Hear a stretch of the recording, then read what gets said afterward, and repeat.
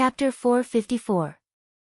In the past, only the female ducks would incubate the eggs, and this fat male duck would turn a blind eye when the tribesmen took the eggs from their nests. After the second-generation ducks were born, the fat duck lost interest in them. It would patrol the forest every day, but would not stop for the ducklings. But now, this fat duck was incubating eggs. But where did these eggs come from? The ducklings had grown so much, where did these eggs come from? Thinking about the eggs Baiguo picked up, could they have been laid by the new ducks? The fat duck stared at Xiao Xian, as if wary of him. With every step Xiao Xian took, it became even more nervous. It even opened its mouth, revealing its sharp teeth. Other wild ducks did not have such sharp teeth, and their feet were not like this duck's either. Other than looking like a duck, there were many strange things about this fat duck. Perhaps, all of its previous actions were not as they had imagined. Xiao Xian did not walk in again. He retreated from the duck shed and asked the person who usually took care of the duck shed. That duck. Its behavior was very strange. After you left, it brought back a few eggs from outside. Then, new ducks came to the forest in front of the tribe. After a while, the patrolman noticed that the ducks were laying eggs. At first, it was the same as before, but one day, a patrolman approached the duck's nest in the bushes and was attacked by the green duck. If he did not dodge in time, his hand would have been pecked, said the person who took care of the duck shed. Did it attack the tribesmen? Asked Xiao Xian. If that was the case, they had to keep a close eye on this fat duck. They could not let it go on like this. Not really. After the patrolman left the nest, the duck stopped attacking. However, the patrolman said that he hid behind the bushes and watched secretly. He saw the duck grab an egg from the nest and fly away. After that, even when the patrolman approached the duck's nest in the bushes, it did not react, said the person who took care of the duck shed. This fat duck is hiding eggs? Xiao Xian was surprised. They didn't know when the fat duck had started hiding. It couldn't have been a temporary move. Perhaps it had started a long time ago, and no one had noticed. But why did it bring the eggs back to the duck shed after hiding them? Did he specially bring it back to incubate? Not only did it hide the eggs, it even snatched them. When it grabs the eggs from the duck nest, if it's seen by the mother duck, it will fight with the mother duck. It was clear who would win if they fought. Those wild ducks were no match for this fat duck. How heartless. Later, the patrolling people went to save the mother duck that was almost bitten to death, and the green duck took the egg away. Only one? Xiao Xian asked. Yes, just one. Thinking of something, the person who took care of the duck shed said, that green duck actually often goes to the duck nest, but after seeing it once, it won't go again. It's like it's picking. Yes, it would choose. Whether it was in the trees or in the grass, if there were duck eggs, the fat duck would go and take a look. Most of the time, it would leave after taking a look and would not go back. But sometimes, it would grab an egg from the nest and leave with it. It would not look back at the nest again. Other than the eggs, it doesn't care about anything else? Xiao Xian asked. Sometimes, if it sees other wild animals in the forest, it will chase them away. But other than the eggs it takes away, everything else seems to be secondary, said the person who took care of the duck shed. After thinking for a moment, Xiao Xian asked, when was the first time you saw it take the eggs away from the duck nest? Elder, not long after you left, the patrolman noticed. Then one day, I saw it going back and forth from one place in the forest to the duck shed to carry eggs. So it had hidden some eggs a long time ago and then brought them back to the duck shed? Come to think of it, if it had started stealing eggs so early, then did anything hatch? The person who took care of the duck shed shook his head. It didn't allow me to go near. I watched it every day, but I didn't see anything hatch. There was no other movement at all. When the fat duck left, he even sneaked into the duck shed to take a look at the eggs, but he didn't see anything different.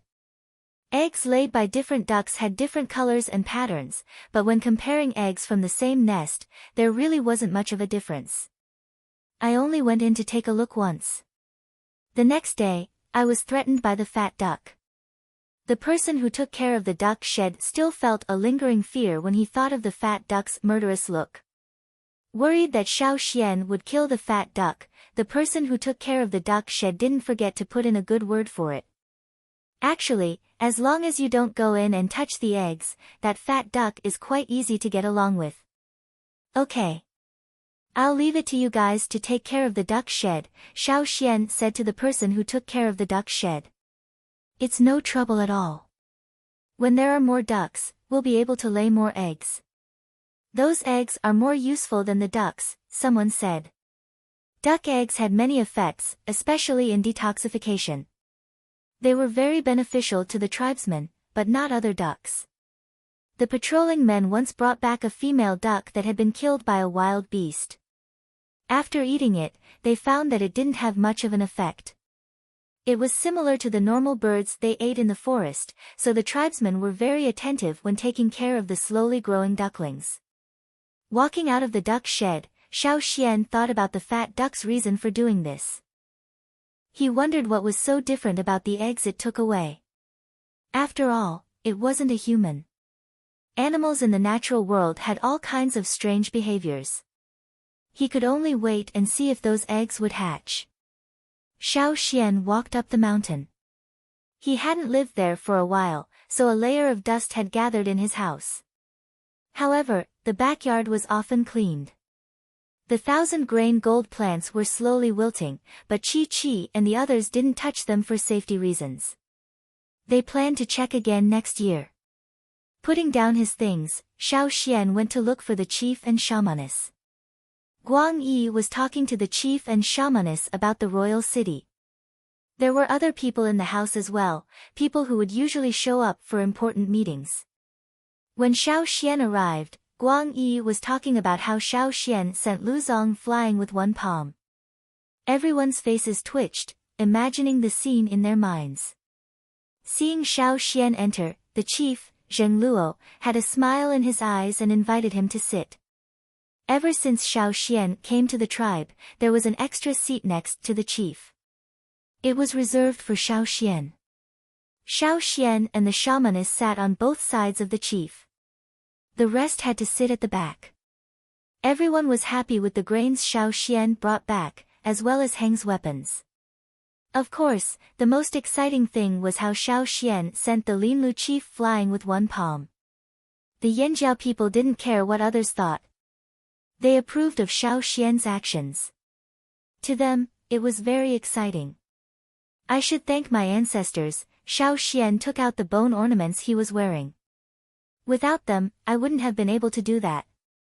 Thank you for your blessings. The shamaness wanted to kneel and kowtow. The others were the same. To them, there was nothing better than being blessed by their ancestors. Right, what about the salt mine?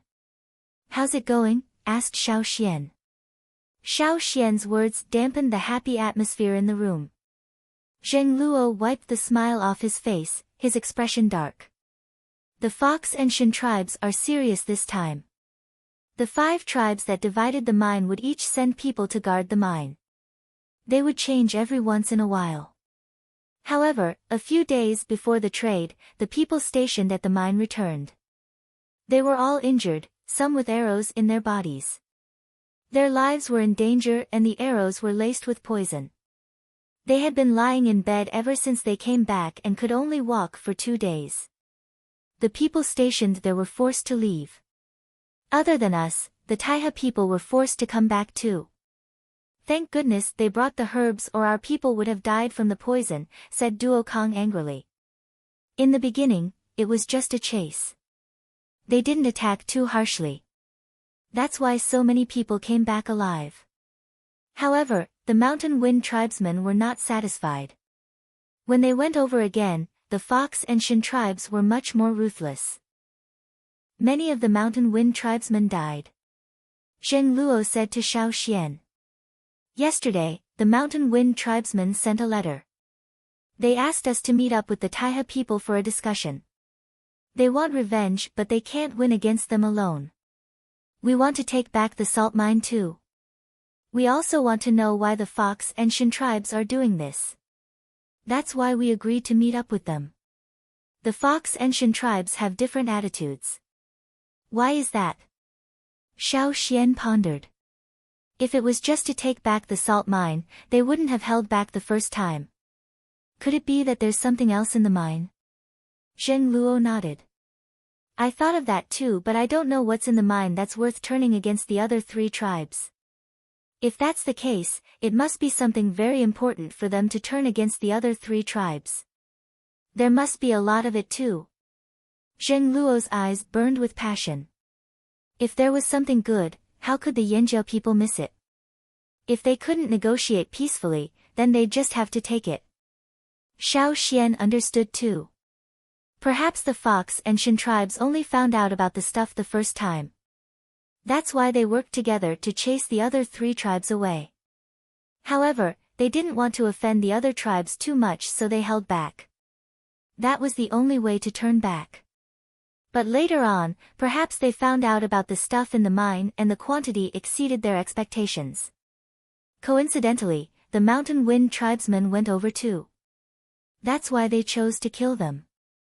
They wanted to take the stuff for themselves and were willing to go to war with the other 3 tribes. Fox and Sin went to look for the other tribes and promised to give them a large amount of salt if they were willing to help. That's why the Mountain Wind tribesmen want us to work with the Taiha tribe. That's how they can continue fighting. I'll go with you all tomorrow, Xiao Xian said. Xiao Xian and Guang Yi's return made everyone feel more at ease. Having 2 more powerful fighters was a boost to morale. However, before that, Xiao Xian planned to ask the people guarding the mine for details. The leader of the guards had been shot several times in order to protect the rest of the team as they left. He had almost died and had been lying in bed since he came back. He must be very weak now.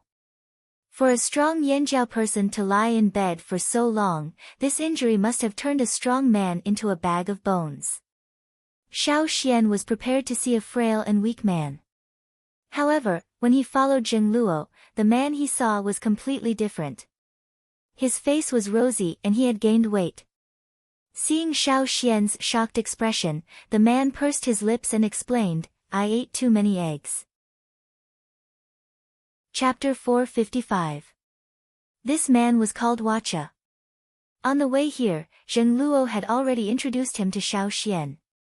Because Wacha was often stationed outside the salt mines, he did not spend much time in the tribe. However, he would come back during the ceremony and stand closer to the front.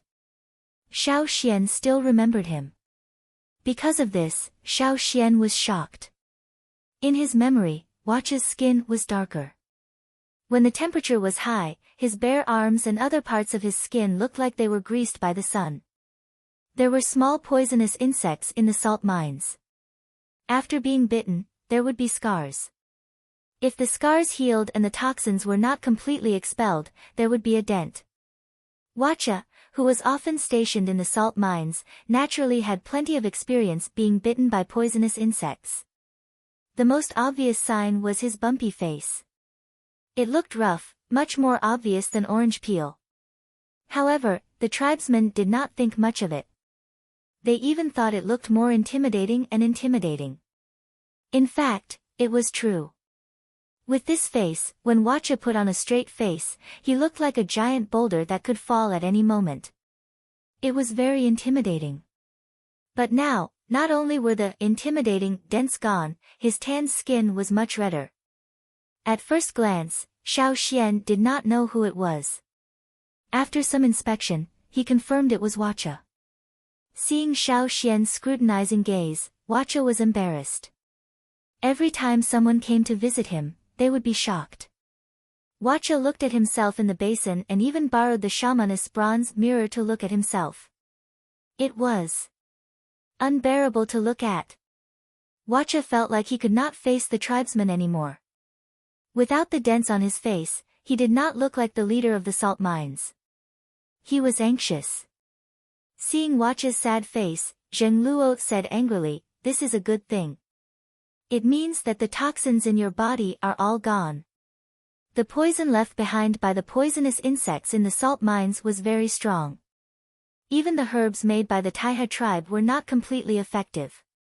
Plus, the herbs made by the Taihe tribe were limited. If anyone needed them, they had to trade for them. Wacha couldn't bear to part with them, so he wouldn't trade for herbs. But who would have thought that she would become like this after eating a few eggs when she was recuperating? As they were talking, a woman walked in with a big jar filled with water. She was Wacha's wife, Susha. Both of them were totemic warriors and were part of the mining team. When she saw Zheng Luo and Xiao Xian, Susha quickly put aside the large water tank filled with water. She pushed her long braids decorated with animal fangs behind her back and smiled, revealing her white teeth. Chief and Elder are here. Like Wacha, Susha's face was a lot redder. She didn't look like someone who often guarded the mines. Susha took out another egg and said to Wacha, I just got this from the shaman. We'll share it later. Wacha's family of 4 was him, his wife, their young son and his mother. Wacha's father had died in a hunt when he was young. There were only the 4 of them now. Usually, when Wacha and his wife were away guarding the mines, the old lady would take care of the child. When she heard about the accident at the mines, the old lady panicked. When Wacha came back with serious injuries and Susha's condition worsened, she traded some salt from the shaman for 2 duck eggs. The old lady heard that the eggs had detoxification properties and were good for recovery, so she immediately traded for them. Needless to say, the effect was quite obvious. Susha's injuries weren't serious and she recovered in a few days. Wacha's injuries were too serious. There were too many toxins in his body and many fractures. He couldn't get out of bed, so he was bedridden. But he could walk now. The toxins in his body were mostly gone too. He would recover faster in the future. Wacha looked at the eggs helplessly. I'm healed. I don't need to eat it. You 3 can share it. This is the last one. You might not even get to eat it in the future. The shaman doesn't have many eggs left and you're mostly recovered. You don't need to eat anymore. Susha took the egg and was about to cook it. The patrolling team would give all the duck eggs they found to the shaman. Other people couldn't easily get eggs from the shaman. Wacha and his wife were injured at work and the tribe had to take responsibility. That was why the first 2 eggs were given to them by the shaman. Later on, they continued to trade for them with salt. Since the Wacha family was stationed at the mines, they got a lot of salt. Xiao Xian saw a few pots with pointed bottoms in the house. They were open and had a lace border. There was also a pot with a round bottom. These were the tools they used to boil salt. There was also a smaller pot with a pointed bottom. It wasn't the main tool for boiling salt but for measuring. When tribes traded with each other, they used these pots. A small pot of salt was the unit of measurement. However, sometimes the tribes were too far away from each other, and trading was troublesome. When making pottery, they would make more small pottery cups like this. The boiled salt would be kept in the cups, and then the cups and salt would be exchanged with other tribes who came to trade. To some extent, the salt could already be used as currency here. Because of this, the tribes kept a close watch on the salt mines. In the past, they had also used force to force their way in and divide the salt mines. After Susha left, Wacha asked, Chief, what do you want to know? Xiao Xian wants to ask about the mines. Zheng Luo brought 2 wooden poles over and sat down with Xiao Xian. At the mines, did Fox and Forest hold back when they attacked? Xiao Xian asked. That's right. Even though Wacha was injured and almost died, he knew whether they held back or not. If they really wanted to kill them all, they wouldn't have had so many survivors. A few days before the change, were there any unusual movements from the Fox and Forest people? Asked Xiao Xian. Wacha shook his head regretfully. I didn't notice. It wasn't that Wacha was careless. They were just too cautious. There were 5 tribes guarding the salt mines. None of them would easily trust others. The Flaming Horns and Taiha tribe had a cooperative relationship. Sometimes, they would communicate more, but the other 3 tribes didn't talk much. Plus, each tribe was stationed in a different area. Under normal circumstances, they wouldn't step into another tribe's territory. Zheng Luo had asked the people who returned but didn't get any useful information. So it must be something very important. The person who discovered it was worried that more people would notice, so he tried his best to hide it. Xiao Xian listened to Watch's detailed account of what happened, then got up to leave. Chief, Elder, we must get the mines back as soon as possible. We can't wait until winter. Watcha had dealt with the fox tribe too many times. He knew how cunning they were. The longer they dragged it out, the worse it would be. They might even lose the mines forever. Don't worry, rest well. Tomorrow, I'll bring people out with Taiha. Mountain Wind has already arranged a place. We'll discuss it in detail. If we want to fight for the mines, we'll do it even if it snows, said Zheng Luo. After leaving Watch's place, Zheng Luo asked Xiao Xian, what do you think? It's the same as before. The fox and forest tribes have different attitudes. When they attacked the second time, they recruited many people from other tribes to help. They must have planned this. The mines must be heavily guarded now, said Xiao Xian. That's why Mountain Wind's people are at a disadvantage. They were suspicious at first, but when they went to investigate, they found out that the other side's attitude had changed. Of the 50 people who went out to investigate, only 10 returned. Mountain Wind is very angry this time. In the past, they rarely came out in winter, but now because of the salt mine, they've announced that they will fight even if it snows heavily. Zheng Luo sighed, but his eyes were firm. No matter what, we must get the salt mine back. Xiao Xian, go back and rest. We'll leave tomorrow. All right. After returning, Xiao Xian had a good rest. After returning to the tribe, his whole body relaxed and he slept well. When he woke up, all his tiredness was gone. In the morning, Xiao Xian wrapped Gongjia Heng's repaired sword in leather and brought along some daily necessities. Zheng Luo was already waiting for them. Other than Xiao Xian, Duo Kong and more than 40 warriors were with him. However, Guang Yi was left behind to guard the tribe. He led the patrols to strengthen the defenses and prevent ambushes. After leaving the tribe's perimeter, they waited for a while and saw about 50 people from Taiha. They were led by the Taiha tribe's chief. The chiefs of all 3 tribes were present for this tripartite meeting. What's the Mountain Wind tribe like? Xiao Xian was not familiar with the Mountain Wind tribe. Other than the salt mines, the Yanjiao tribe and Mountain Wind did not interact much. Mountain Wind? They're just a bunch of self-righteous people, Duo Kong replied succinctly. Chapter 456. Xiao Xian understood Duo Kang's words when he saw the Mountain Wind people. The Mountain Wind tribe agreed to meet in a valley.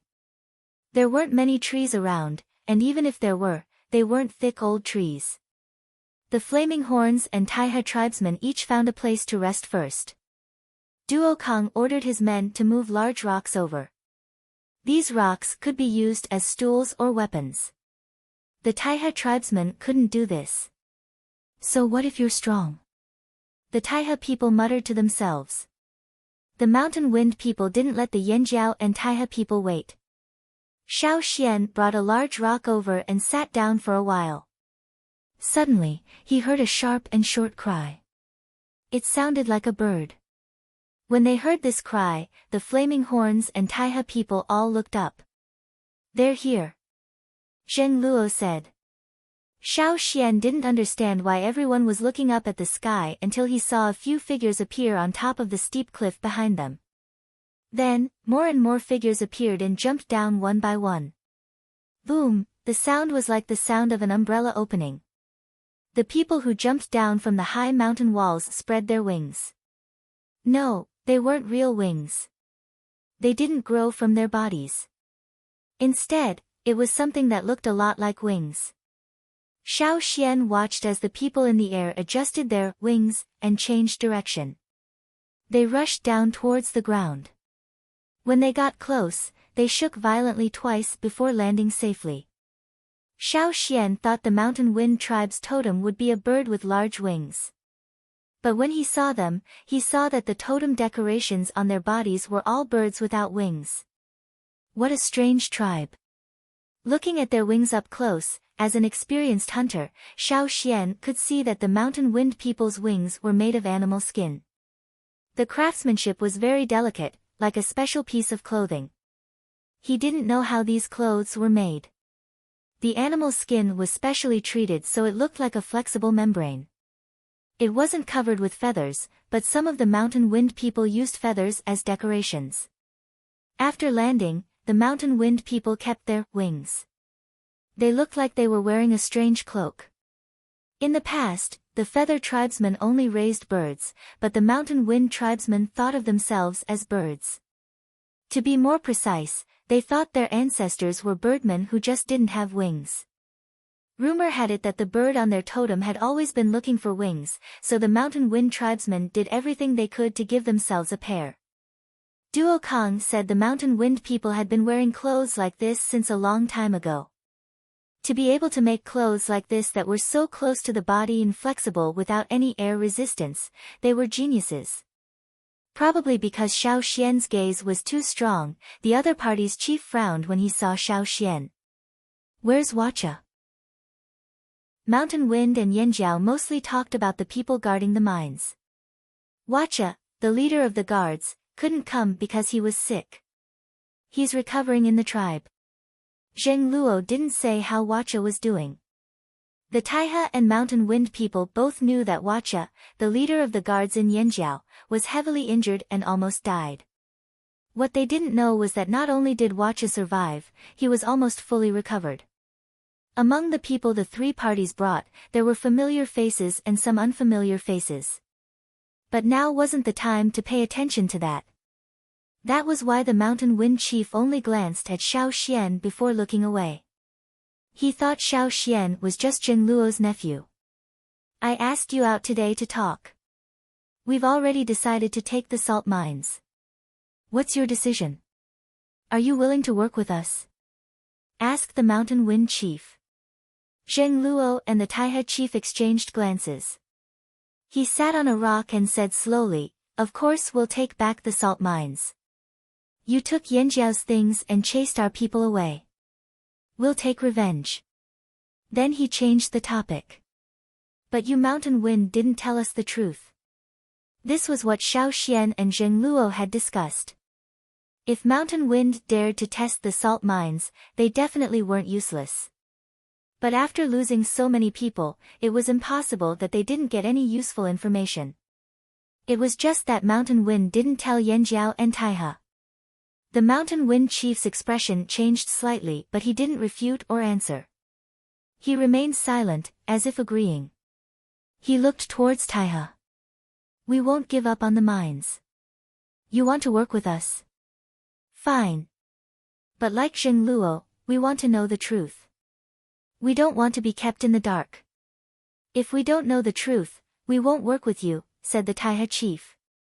They were on the same page as the Flaming Horns.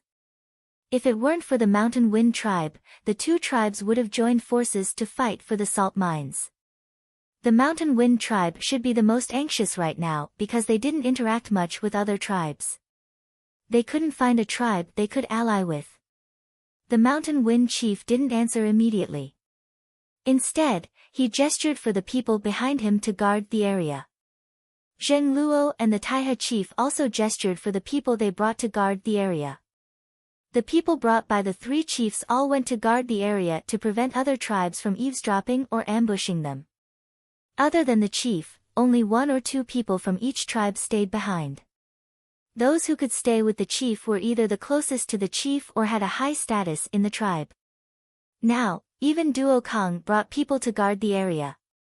Xiao Xian sat beside Zheng Luo and didn't leave. The Taihe tribe knew about Xiao Xian's status in Yanjiao, but the Mountain Wind people didn't. The Mountain Wind Chief looked at Xiao Xian in surprise. He guessed that this was probably Zheng Luo's son. Otherwise, he wouldn't trust him so much. However, the Mountain Wind Chief only studied Xiao Xian a few more times before calming himself down and thinking about what to say. There were only a few core members left. He didn't plan to hide his trip from Yanjiao and Taihe. After all, the Mountain Wind tribe's combat power was limited. They would only be at a disadvantage if they tried to take the salt mines by force. As you know, after the fox and forest men chased our men away from the salt mines, we, Mountain Wind, sent our men there again. I told you there were 50 people, but other than these 50 people, there were another 10 people. They infiltrated the salt mines and found that there was a place where the fox and forest people were guarding tightly. Even when they heard an attack, none of them left. They stood there motionless, as if the things there were the most important. After paying a price, one of our people finally managed to get in. Too bad he didn't get to see what was inside. But the Mountain Wind Chief's eyes burned with passion. But the person who got in was also the one with the sharpest senses in our tribe. He could sense things that others couldn't. When he came back heavily injured, he only said one word: fire crystals. Zheng Luo's heart skipped a beat, his breathing quickening. He wasn't the only one. The Taihe people reacted the same way. Xiao Xian was also surprised. There were also fire crystals here, also called fire crystals. The difference was that on the other side of the sea, after finding fire crystals, they had to bring them back to the tribe and use the power of the fire seed to digest and absorb it. However, this was not the case here. Probably because the fire seed had already integrated into their bodies, they did not need to bring the fire crystals back to the tribe after finding them. After all, the fire seed had already disappeared. All they needed to do was use their fire seed's power. Although it took longer to digest them, it did work. When Xiao Xian first came here, he had read about fire crystals in his ancestors' notes, but it was very rare. On the other hand, the tribe hadn't seen any fire crystals in many years. Even if they did, it was from the tribe's collection or they found very few. Now that the Mountain Wind people mentioned fire crystals and the Fox and Shan tribe's extreme reactions, they could deduce that there were fire crystals in the mines, and in large quantities. No wonder the Fox and Shan tribes were so crazy. Perhaps the Fox and Shan tribes had found fire crystals in the beginning and met up to discuss a collaboration. But they only found a small amount, so they wanted to chase the other 3 tribes away before investigating. That was why they left some leeway when they chased them away. If they didn't find a large amount in the end, they would dig up the fire crystals and return the salt mines to the other 3 tribes. It was not wise to make an enemy out of 3 tribes who were as strong as them over a few fire crystals. But later on, they found a large amount of fire crystals, enough to shake their plans. That was why they decided to be ruthless when the Mountain Wind people went to investigate. Not everyone could easily detect the fire crystal. Some animals with special abilities might be able to detect it. However, the salt mine area was special, and it blocked the detection of the fire crystal. So until now, no one and no animals had discovered the fire crystal until they dug the mine. Now that they knew the truth, Zheng Luo and the Taihe chief both thought of one thing: steal. If it really was fire crystals, they had to steal them. Everyone wanted to take the fire crystals for themselves. But after calming down and assessing the situation, they had to admit that they had to work together. Otherwise, they wouldn't even be able to get a piece of salt, let alone fire crystals. The Fox and Shan tribes had already formed an alliance and even used salt to attract reinforcements. It seemed like their alliance was the best. When the Mountain Wind Chief mentioned the fire crystals, he paid attention to the Yanjiao and Taihe tribesmen's reactions. Their shock and excitement were obvious. No one could calm down after hearing this, except the Mountain Wind Chief studied Xiao Xian for the 3rd time. After the shock, the others looked like they wanted to rush over and steal the crystals. But what about that kid? Other than being surprised at first, he seemed to be distracted. No matter what he was thinking, he did not look as excited as the others. Although he did look a little excited, he was much calmer than the others. The Mountain Wind Chief couldn't help but think, did this kid not know the importance of fire crystals, or was he retarded? Zheng Luo and the Taihe chief exchanged glances.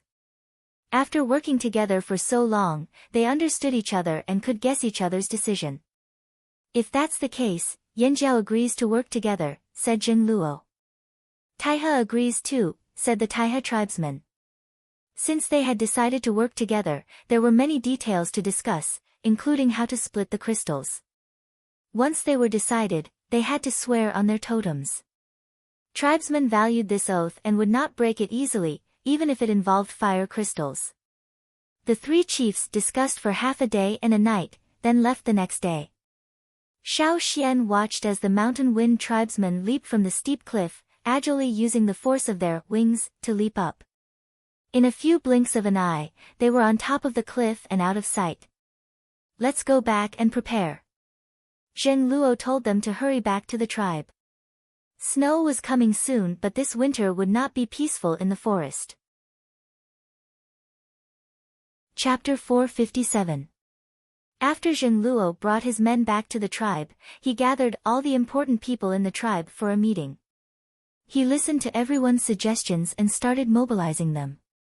Whatever they could do, such as arrows, weapons, herbs, food, straw ropes, animal skin bags, clothes and so on, they had to be specially prepared.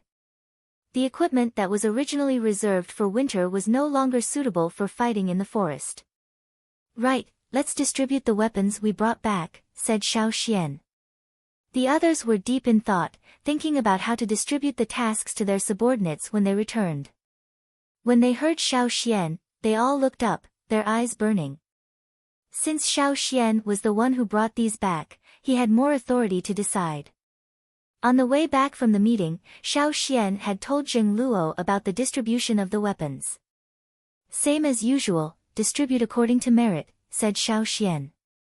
There was no way to refute that. Everyone would be at ease if they were given better quality weapons. If they were given to someone who didn't have much ability, it might be easy for the weapons to be snatched away. Chief Zheng Luo and hunting team leader Duo Kong had already used the weapons Gong Jiaheng left behind last time. The remaining weapons, including the ones Xiao Xian brought back this time, added up to less than 10. There was a limit to the good stuff, so they couldn't distribute it to everyone. Everyone had to rely on their own abilities.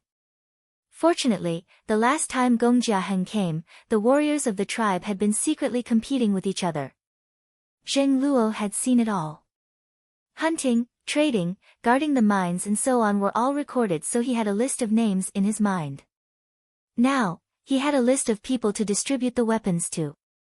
After listening to Xiao Xian, Zheng Luo listed out the names in his mind. Everyone present could be witnesses.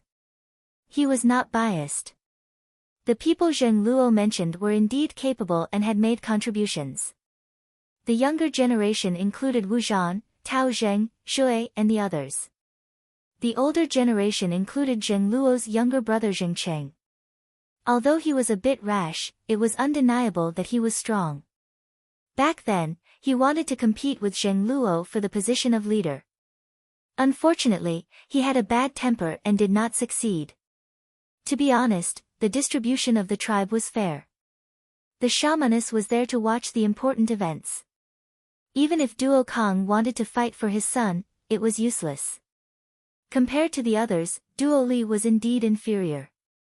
Therefore, Duo Kong could only think that he would train Duo Li well in the future. If he didn't work hard, he wouldn't even be able to get a weapon. After assigning the weapons, they said what they needed to say. This was not the first time they had fought. Everyone knew what to do and hurriedly left Zheng Luo's house to assign their own tasks. Xiao Xian went to look for the leader of the mine guards, Wacha. Now that Wacha could get out of bed, he would walk around the mountain every day. When Xiao Xian went to his house, he saw Susha chopping firewood with an axe. Wacha. He's gone down the mountain.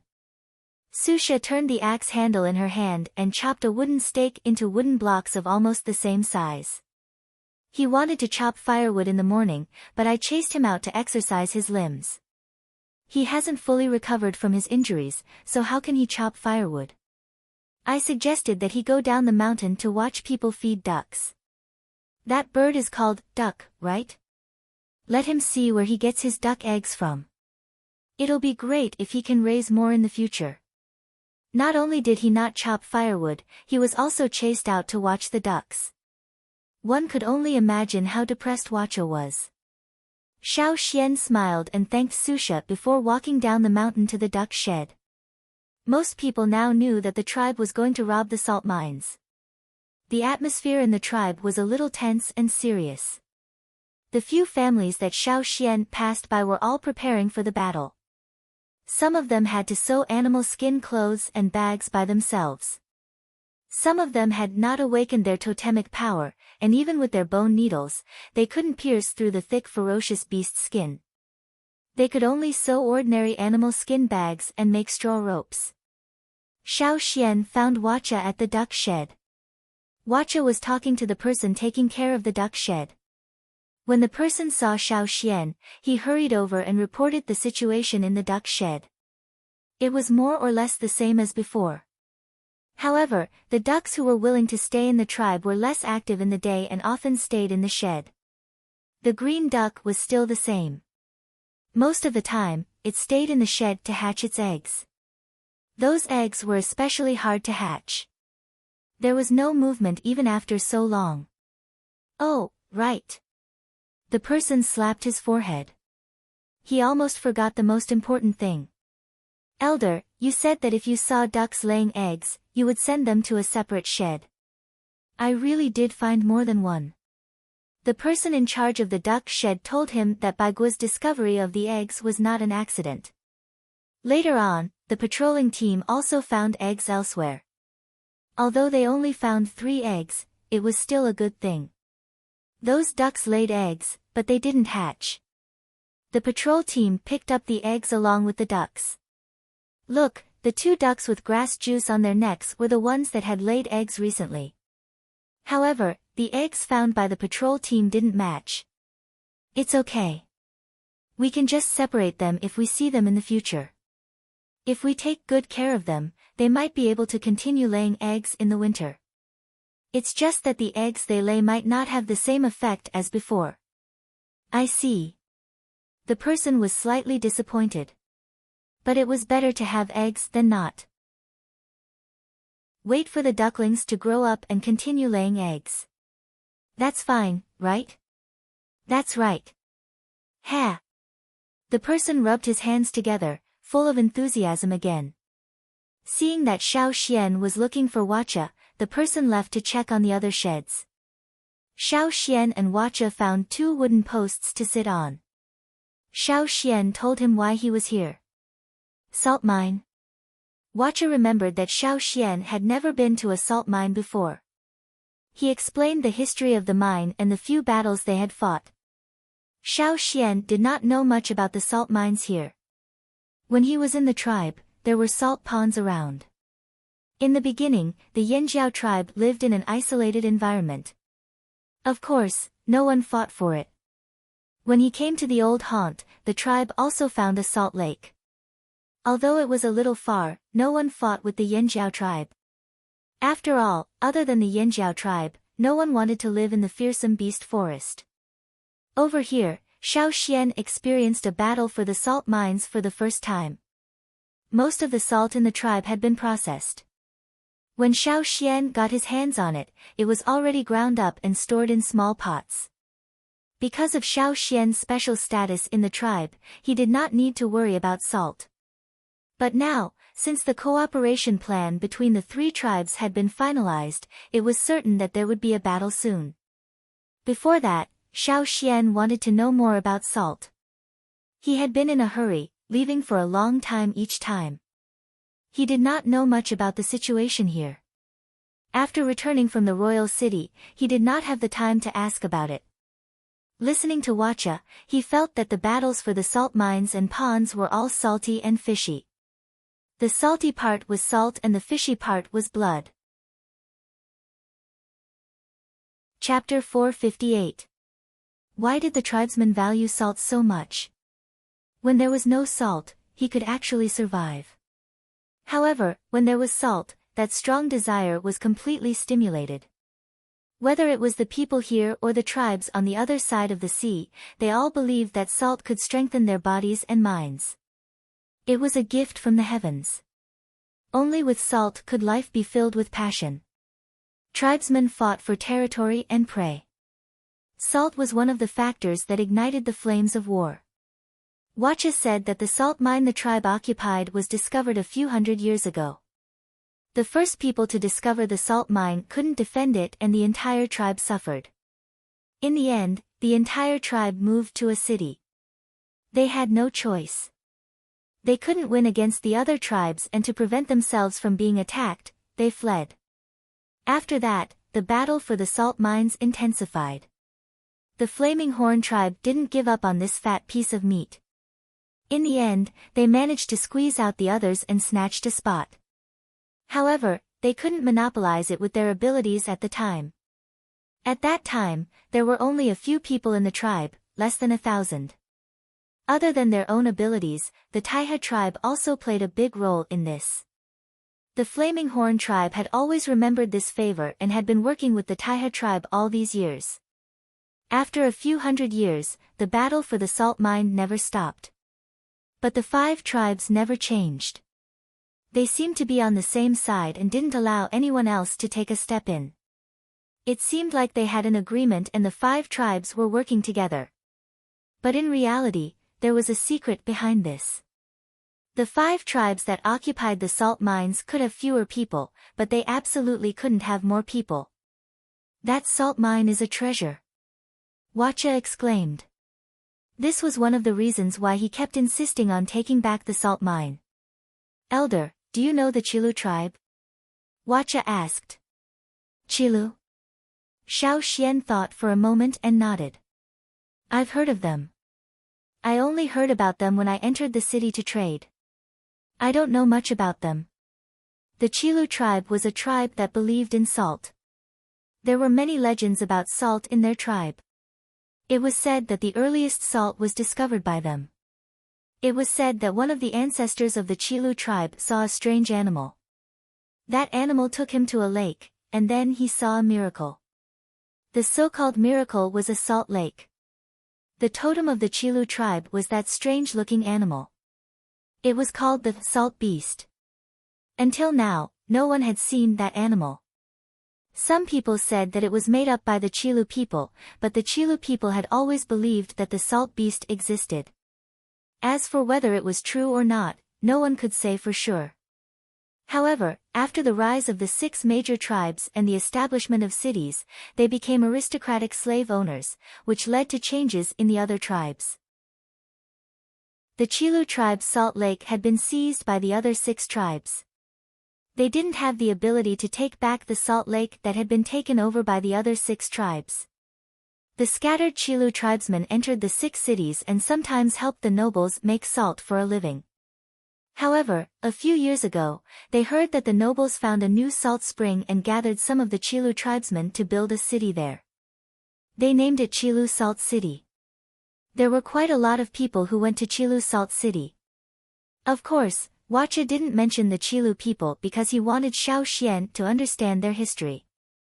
The Chilu people's salt-making skills are similar to the Gongjia family's forging skills. They are famous among the tribes. Even the slave owners would hire the Chilu people to make salt.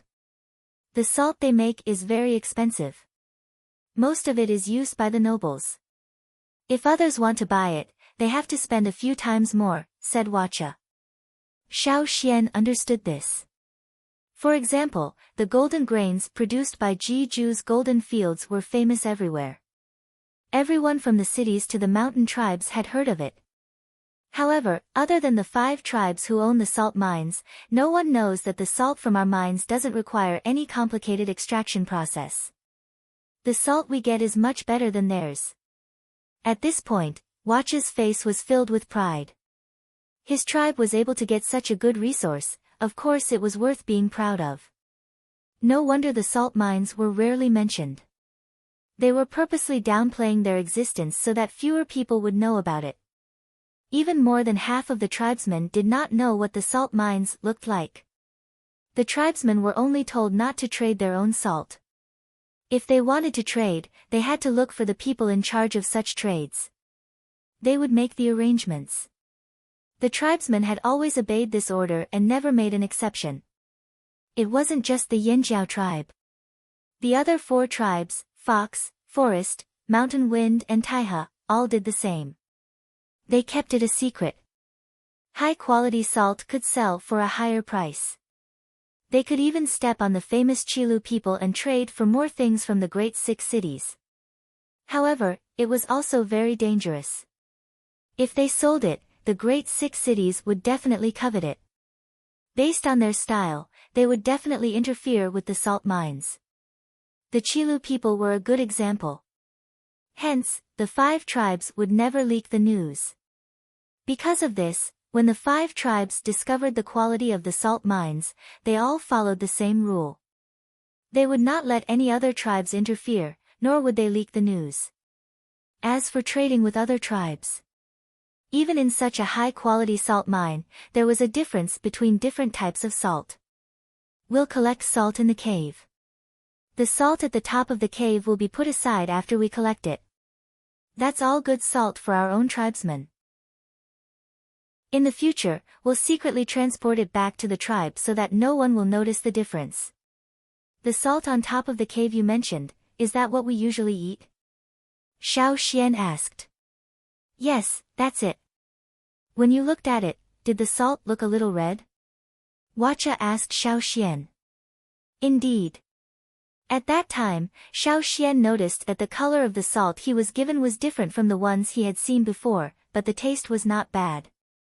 Everyone was given the same salt, so Xiao Xian didn't think much of it. He didn't expect that there was a secret behind it. The salt extracted from our salt mines, compared to the lake salt of the Qilu people and the salt produced from the new salt spring of the slave masters, has a stronger taste, with a strong feeling. Usually when we roast meat, we don't add anything else, just this salt is enough. The taste is very good, and the mood is good.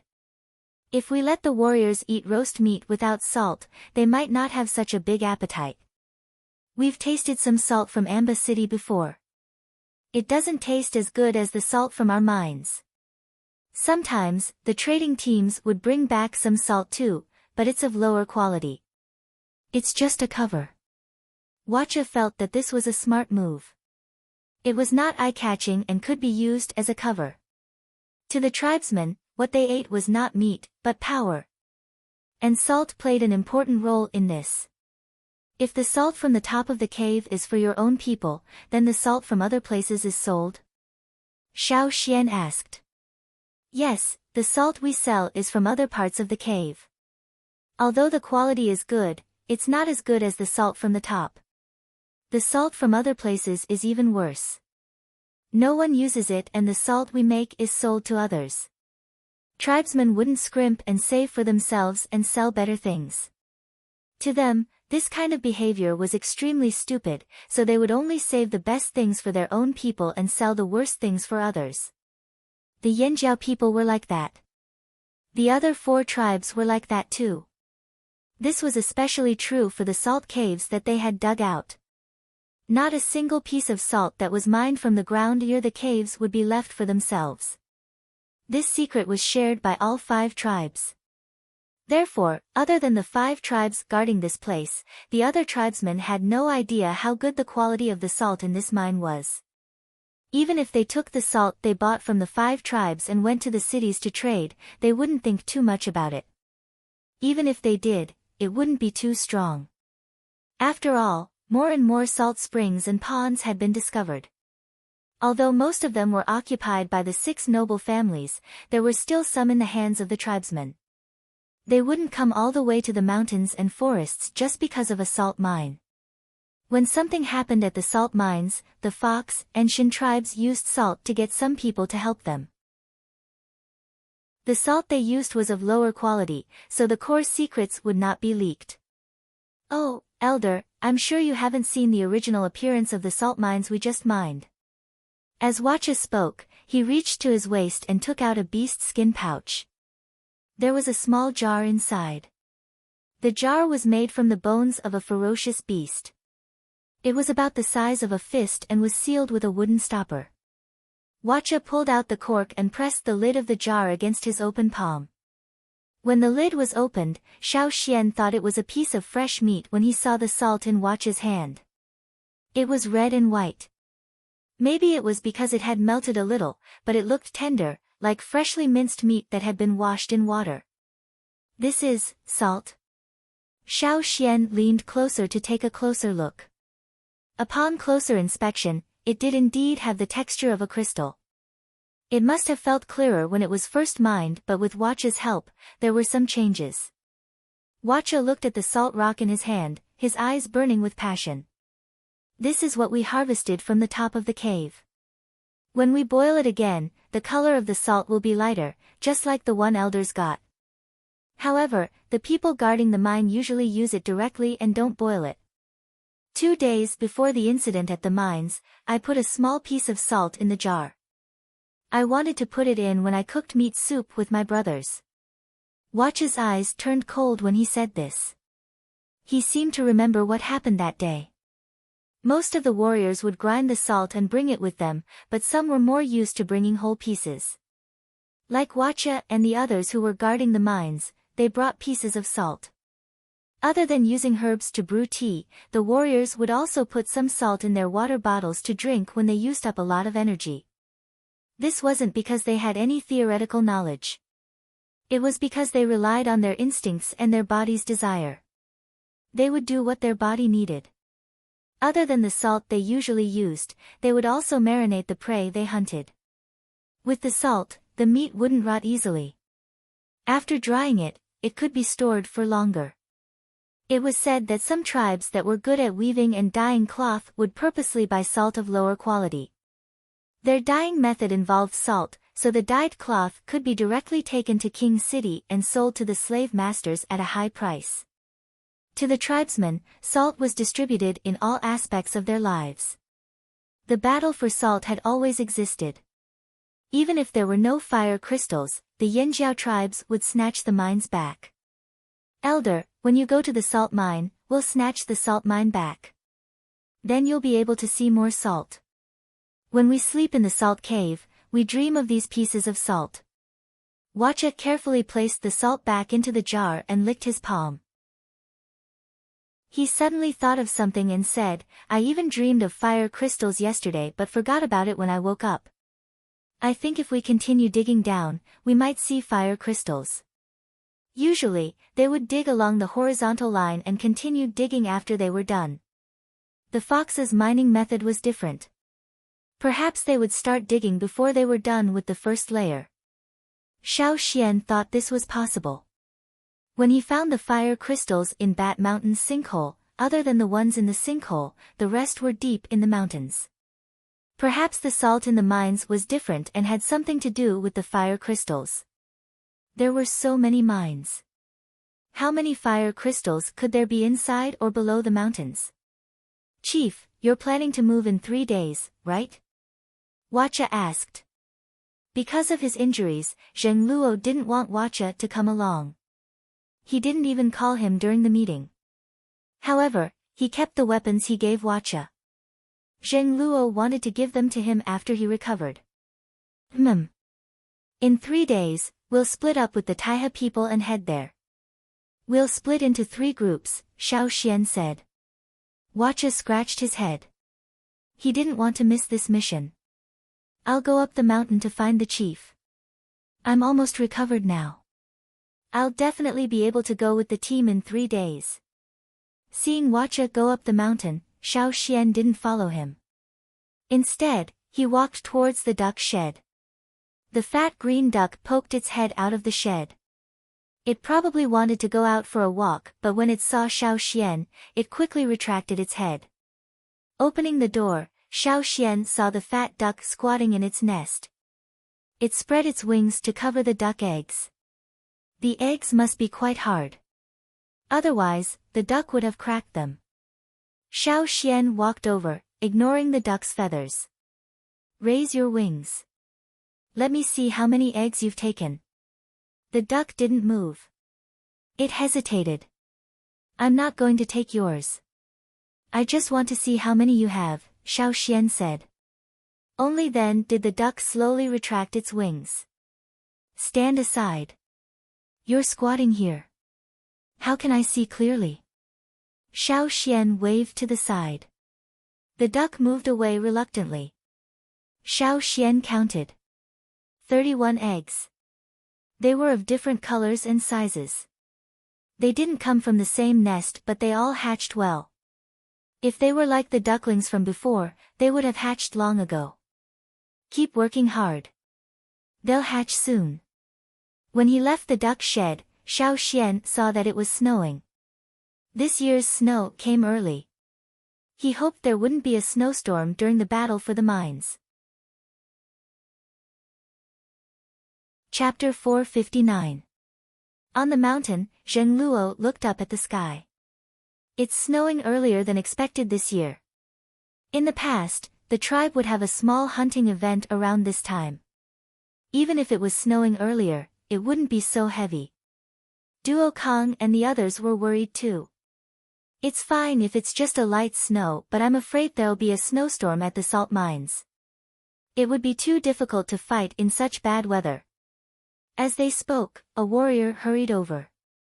Chief, the shamaness said the weather might be different this year. She wants you all to be prepared. Zheng Luo and the others paled. What they were worried about might actually happen. Since the shamaness said so, the chances were high. This time, they might really encounter a snowstorm. It might even be worse. What else did the shamaness say? Asked Zheng Luo. The warrior's expression was grim too, his voice heavy. She didn't say much. She just wants us to be prepared for the worst. The shamaness had flipped through many records, but none of them were as strange as this year. The snow had come too early and the change in weather made her uneasy. Prepare for the worst. What else could there be other than a snowstorm? No matter what, even if there was a snowstorm, their mission would proceed without delay. 3 days later. Snow was still falling from the sky. Although it wasn't heavy and the ground was not white, it was still troublesome to travel through the forest. Wearing boots made of animal hide and tied tightly with animal tendons, Xiao Xian brought his equipment to the meeting point. This time, Zheng Luo was personally leading the team. He would bring nearly 1,000 people with him, which was close to a quarter of the tribe's population. Among these 1,000 people, most of them were intermediate totemic warriors. The proportion of beginner totemic warriors was not large. They were considered elites. According to Xiao Xian's knowledge, the largest tribe in the forest only had about 5,000 people. There weren't any larger tribes. In the early days, even the 6 strongest tribes didn't have that many people. They only expanded after they left the forest. A team of 1,000 people was considered a high-level operation in the tribe. After discussing with Taihe and Shan Feng, they decided to send 1,000 people each to the salt mines in 3 groups. The first thing they had to do was take back their salt mines, then deal with the Fox and Shin tribesmen. Every tribe that was stationed in the salt mines was definitely more familiar with the territory they were in charge of than others. They had even set up some small traps and so on. It was easier to take back the original territory first, and the chances of success were also higher. When the team left, the fat green duck heard the commotion and came out of the duck shed. It peeked out and only retracted its head when it saw the team leave. It looked at the 31 eggs in its nest. One of the eggs moved, and the fat duck was stunned. It approached the egg and gently pushed it with its beak. Then, it gathered the other eggs and hatched them again. It seemed to be in a good mood. The weather was so cold, and it was snowing outside. It didn't need to go out in the cold to look for food. Someone would naturally send food over. It only needed to stay here and focus on hatching the eggs. What a nice place. Xiao Xian didn't know what the duck was thinking. He followed the team in one direction. They parted ways with the Taihe tribesmen for a while. The Taihe tribe would take another route. The Yanjiao team was heading in a direction Xiao Xian had never taken before. Tao Zheng said there were many mountains in this direction. He, Wu Zhan and Feng had followed the team to guard the mines for a period of time. Those who could join the team and had such experience were all specially groomed by the tribe. They knew more secrets than others. It's snowing. It's even harder to walk, Wu Zhan complained. Everyone hoped that the snow would stop for a while. It had never snowed for so long before. Many people were not used to it. And this was just the beginning. The salt mines were not close to the tribe. Usually, it would take 4 to 5 days to get there. But because of the weather, it took even longer. On the 4th day after leaving the tribe, the snow showed no signs of stopping. In fact, it was getting heavier. The ground was starting to turn white. Zheng Luo looked at the sky and exhaled. Hurry up. Let's rest in the cave first. It was already the 4th day and they still hadn't reached the place where it used to take 3 days. There was a cave in the mountains ahead that Yanjiao's team used every time they went out or came back. It was used to rest. But there were too many people this time. The cave was very crowded. They started a fire and set up a pot. They went to collect some snow to cook and put some grains in the pot. There were golden grains brought back from King City and purple gold 1,000-grain gold harvested from the tribe. Everyone brought jerky. There weren't enough bowls. The warriors went to look for leaves from an evergreen plant. Each leaf was wide and thick, about the size of 2 palms. After plucking them, they rolled them up and folded the bottom to make bowls. Tired from the journey and shivering from the cold, the warriors ate porridge with jerky. They warmed up quite a bit. With food to replenish their bodies, their fatigue was relieved. The fragrance of the grains made people salivate. More importantly, after drinking it, the warmth that rose in the body and the rapid recovery of physical strength made everyone understand that the grains that they drank were not the ordinary grains that they had exchanged for in Amba City. Just a little bit was enough to make them feel warm all over. The warriors huddled together and laughed. But Zheng Luo and the others were very worried. Thinking about what the shaman said, their hearts sank. It's even colder. Duo Kang sighed. Even when they went hunting in winter, they had never encountered such a sudden drop in temperature. They didn't feel anything in the morning, but when they arrived at the cave in the afternoon, they were all shivering. Yanjiao people were already resistant to the cold. If they were still so cold wearing animal skins, the weather must be strange. Why is it like this? Guang Yi was also confused. When things were abnormal, people couldn't help but wonder why this happened.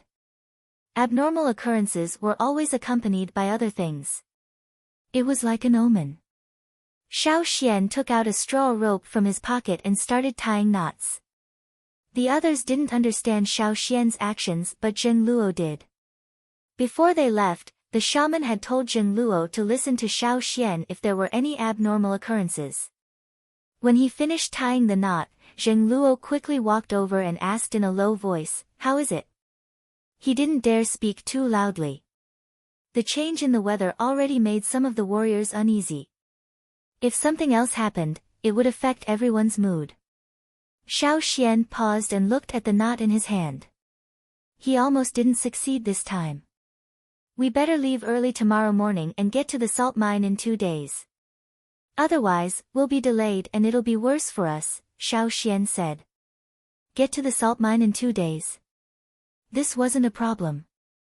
Zheng Luo thought it was possible, but why 2 days? What will happen in 2 days? Zheng Luo asked. Xiao Xian shook his head. I'm not sure. I only know it won't be good. If we get to the salt mine, we'll try to take it down as soon as possible.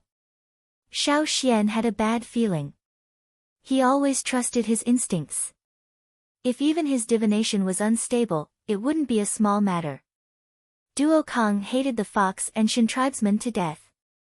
They should have stayed in their tribes in this strange weather. Why did they have to cause trouble? If he met any of them, he would show no mercy. As night fell, the wind outside blew even more fiercely, and the snowflakes scattered with the wind. The white coverage on the ground was getting wider and wider. When they first entered the cave, there were still many exposed rocks outside. Now, they were also covered by the white snow. The temperature was still dropping. Zheng Luo had people move a few large rocks over to block the wind, but it was still uncomfortable near the entrance. Xiao Xian switched places with the warriors there. Because of the wind, there was no fire at the entrance. It was much colder than inside the cave. However, Xiao Xian had experienced this kind of weather before. Back then, before they had returned to the old haunt, they had experienced endless snowstorms every winter. Xiao Xian's actions left a better impression on the others in the cave. The elder was really a good person. He didn't even know he was labeled a good person. He leaned against the cave wall, deep in thought. When he heard the commotion, he saw Zheng Luo, Duo Kong, and the rest. Tao Zheng, Wu Zhan, and the rest had swapped places too. Xiao Xian, I heard you've experienced this kind of weather before. Duo Kong asked. Xiao Xian smiled. Before the tribe returned to the old land, it snowed all the way until the end of the season. The snow there could even cover the houses. Don't you feel cold? Wu Zhan asked. They were about the same age as Xiao Xian, but their experiences were completely different from Xiao Xian's. They didn't know much about the other tribe. It's cold, but we're used to it. Xiao Xian remembered when he was still in the cave near the foot of the mountain. During the winter, he used to sleep on hay and old animal skins.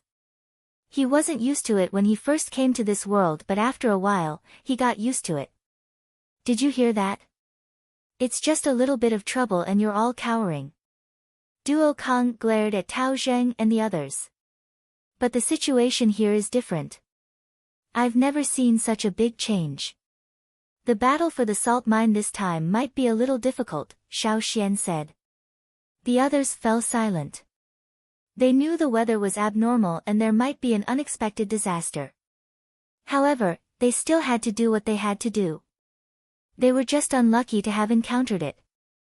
The next day, Zheng Luo led the team to the salt mine. Compared to the night, the temperature was a little higher. There was less snow and the sky was brighter. Everything seemed to be going well. However, Xiao Xian felt that this was just the beginning of a bigger change. They walked harder and in the afternoon, they arrived at a salt flat. This wasn't where the salt mine was. To reach the salt mine, they had to pass through this salt flat. Above the salt ground, there were many colors. The snow falling from the sky did not cover the colors of the salt ground. Those are salt flowers. They're different from the salt in the mines and salt lakes.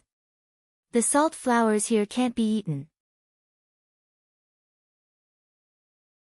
Chapter 460.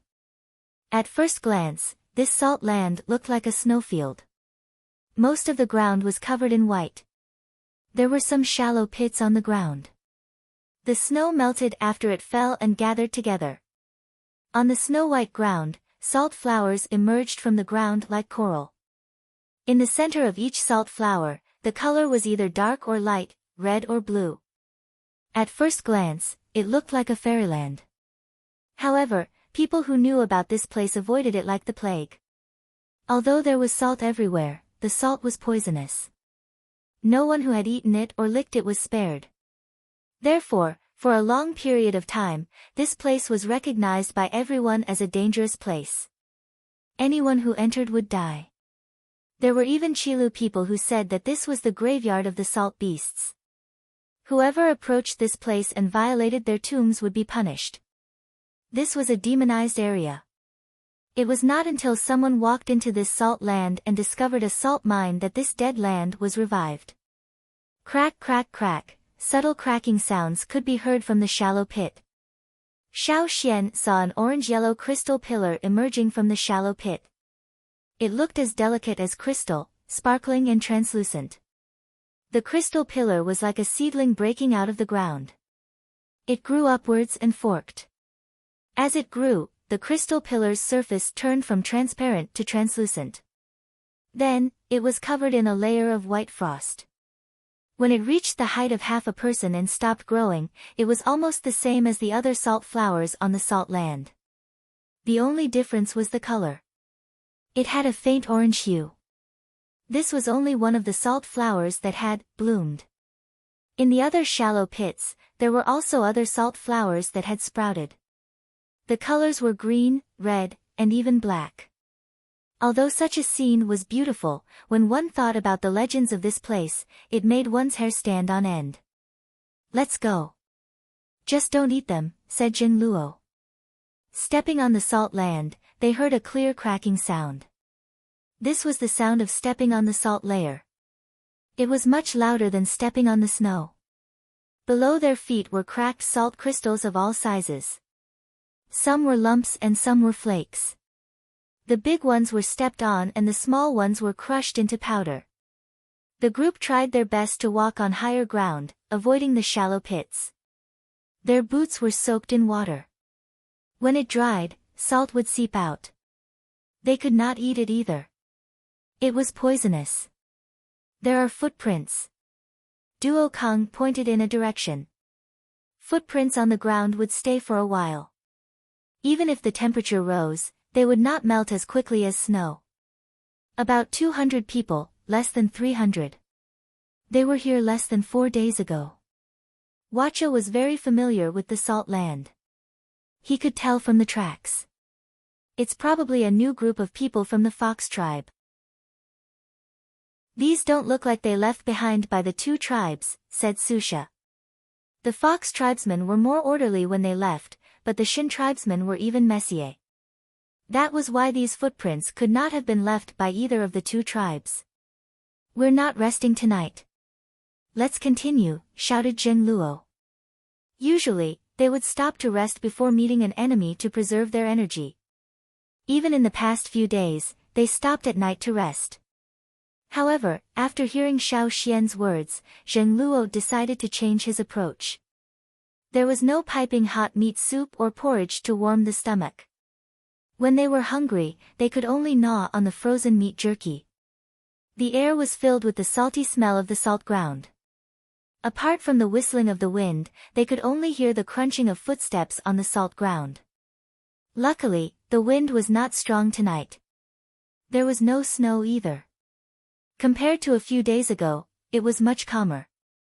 This kind of peace made it easy for people to slack off, but Zheng Luo kept urging them. Everyone's nerves were stretched taut. No one complained. They only knew that they had to listen to the chief. The chief would never harm them. At the same time, in the salt mine, a few fox tribesmen and Shin tribesmen in thick fur discussed in a salt cave. This was the fox tribe's salt cave. The salt below the mine was layered. One layer of rock, another layer of salt, then another layer of rock, then another layer of salt. However, they liked to keep digging until the first layer was finished. Not long ago, they finally dug something out. They didn't expect such a huge surprise. After some consideration, they decided to ally with the Shin tribe. Shan Feng's personality was too strange. The fox tribesmen did not like them. Yanjiao and Taihe were close. If one knew, the other would not be far away. So, after eliminating these 3, the Shin tribe was the only one left. Although the Shin tribesmen seemed arrogant at times, when it came to fire crystals, they were smart enough to keep their arrogance in check. At this moment, the 6 leaders of the 2 tribes were gathered together. Between them were a few fire crystals the size of an eye. "This is what we dug out today. There are more fire crystals below, but the deeper we go, the harder it is to dig. We might not be able to finish digging without at least 30 to 50 days. I'm just worried that the flaming horns and Taihe will come over during this period of time," said a rough-looking man dressed in brown animal skin. His hair was loose and his face was rough. He was from the Shin tribe. From what we know, Shan Feng has probably allied with Yanjiao and Taihe. They might come here to steal the ore. Although we used the salt to recruit some people, we still have to be careful. The Yanjiao people are not that easy to deal with, said the fox chief. They'll come in this weather. The Shin tribesmen were doubtful. If they really came in this weather, they must know the secret of the fire crystals. The fox chief's face was fierce. They had already given half to the Shin tribe. If they didn't have to guard against the other 3 tribes, they wouldn't have had to give them away. They would not allow anyone else to share the burden. The Shin tribesmen had the same thought. Squeak, a strange squeak came from outside the cave. It sounded like someone was flying towards them. One of the Shin tribesmen raised his hand, and with a whoosh, a gray shadow rested on his arm. It was a bird. It looked like a bird of prey, but it wasn't big. The bird shook its feathers as if it was shivering. Then, it called out to the Shin tribesmen. Squeak, squeak, squeak, the Shin tribesmen's expression changed. The Taihe people are coming to the salt mines. They're almost there. They really know the secret of the fire crystals. If the Taihe people are already here, the Yanjiao people won't be far away. The mountain wind people must have found out about the fire crystals, so they joined forces with them. Based on the estimated time, they will arrive at the salt mine the day after tomorrow, said the fox leader after some calculations in his head. The day after tomorrow? Muttered the Shin tribesman. I'm afraid the weather will change in 3 days. We have to change our plans. Speaking of this, the fox tribesmen were also depressed. They had already made a few plans, but the weather suddenly changed. The Shin tribesmen were very sensitive to changes in the weather. They could predict the changes in the weather from the changes in the trees in the forest. If they said the weather would change in 3 days, or worse, it would definitely happen. We might not be able to stop them if we fight them head-on. Especially those arrogant Yanjiao people. The fox chief was calculating the impact of the 3 tribes' alliance. Then what should we do? Asked the Shin tribesman, frowning. A woman with long, narrow eyes sat beside the fox chief. Her eyes flashed and she giggled, it's not like there's no other way. The others all looked at the woman. She was dressed in fiery red fur. She stroked a white fox in her arms. The weather will change, but it won't be in 3 days. In 2 days, there will be a huge change. As if responding to her words, the fox in her arms whimpered. 2 days. Are you sure? How do you know? Asked the Shin tribesman. You don't need to know how I know, but I'm sure the weather will change in 2 days, said the woman calmly. She was confident in her words. Even if the weather changes in 2 days, what can you do about it? Well, it's simple, said the woman calmly. When the weather changes, no one can stop it. Once it happens, we can only accept it or find a place to hide. In the salt mines, the only place to hide is the salt caves. You mean? The others started to understand. There were only salt mines opened by the 5 tribes, so the only places to hide were the salt caves of the 5 tribes. But if there's no more salt cave, tell me, when Mountain Wind, Flaming Horn and Taihe arrive, where can they hide? Destroy their caves. The others' eyes lit up. Taihe will arrive the day after tomorrow at the earliest. Yanjiao and Mountain Wind should be around the same time. We'll destroy their caves tomorrow. When they arrive, we just need to protect our caves. Salt caves are easy to defend but hard to attack. They're stuck outside. When the weather changes, even if they want to destroy our caves, they won't have the time, said the fox chief.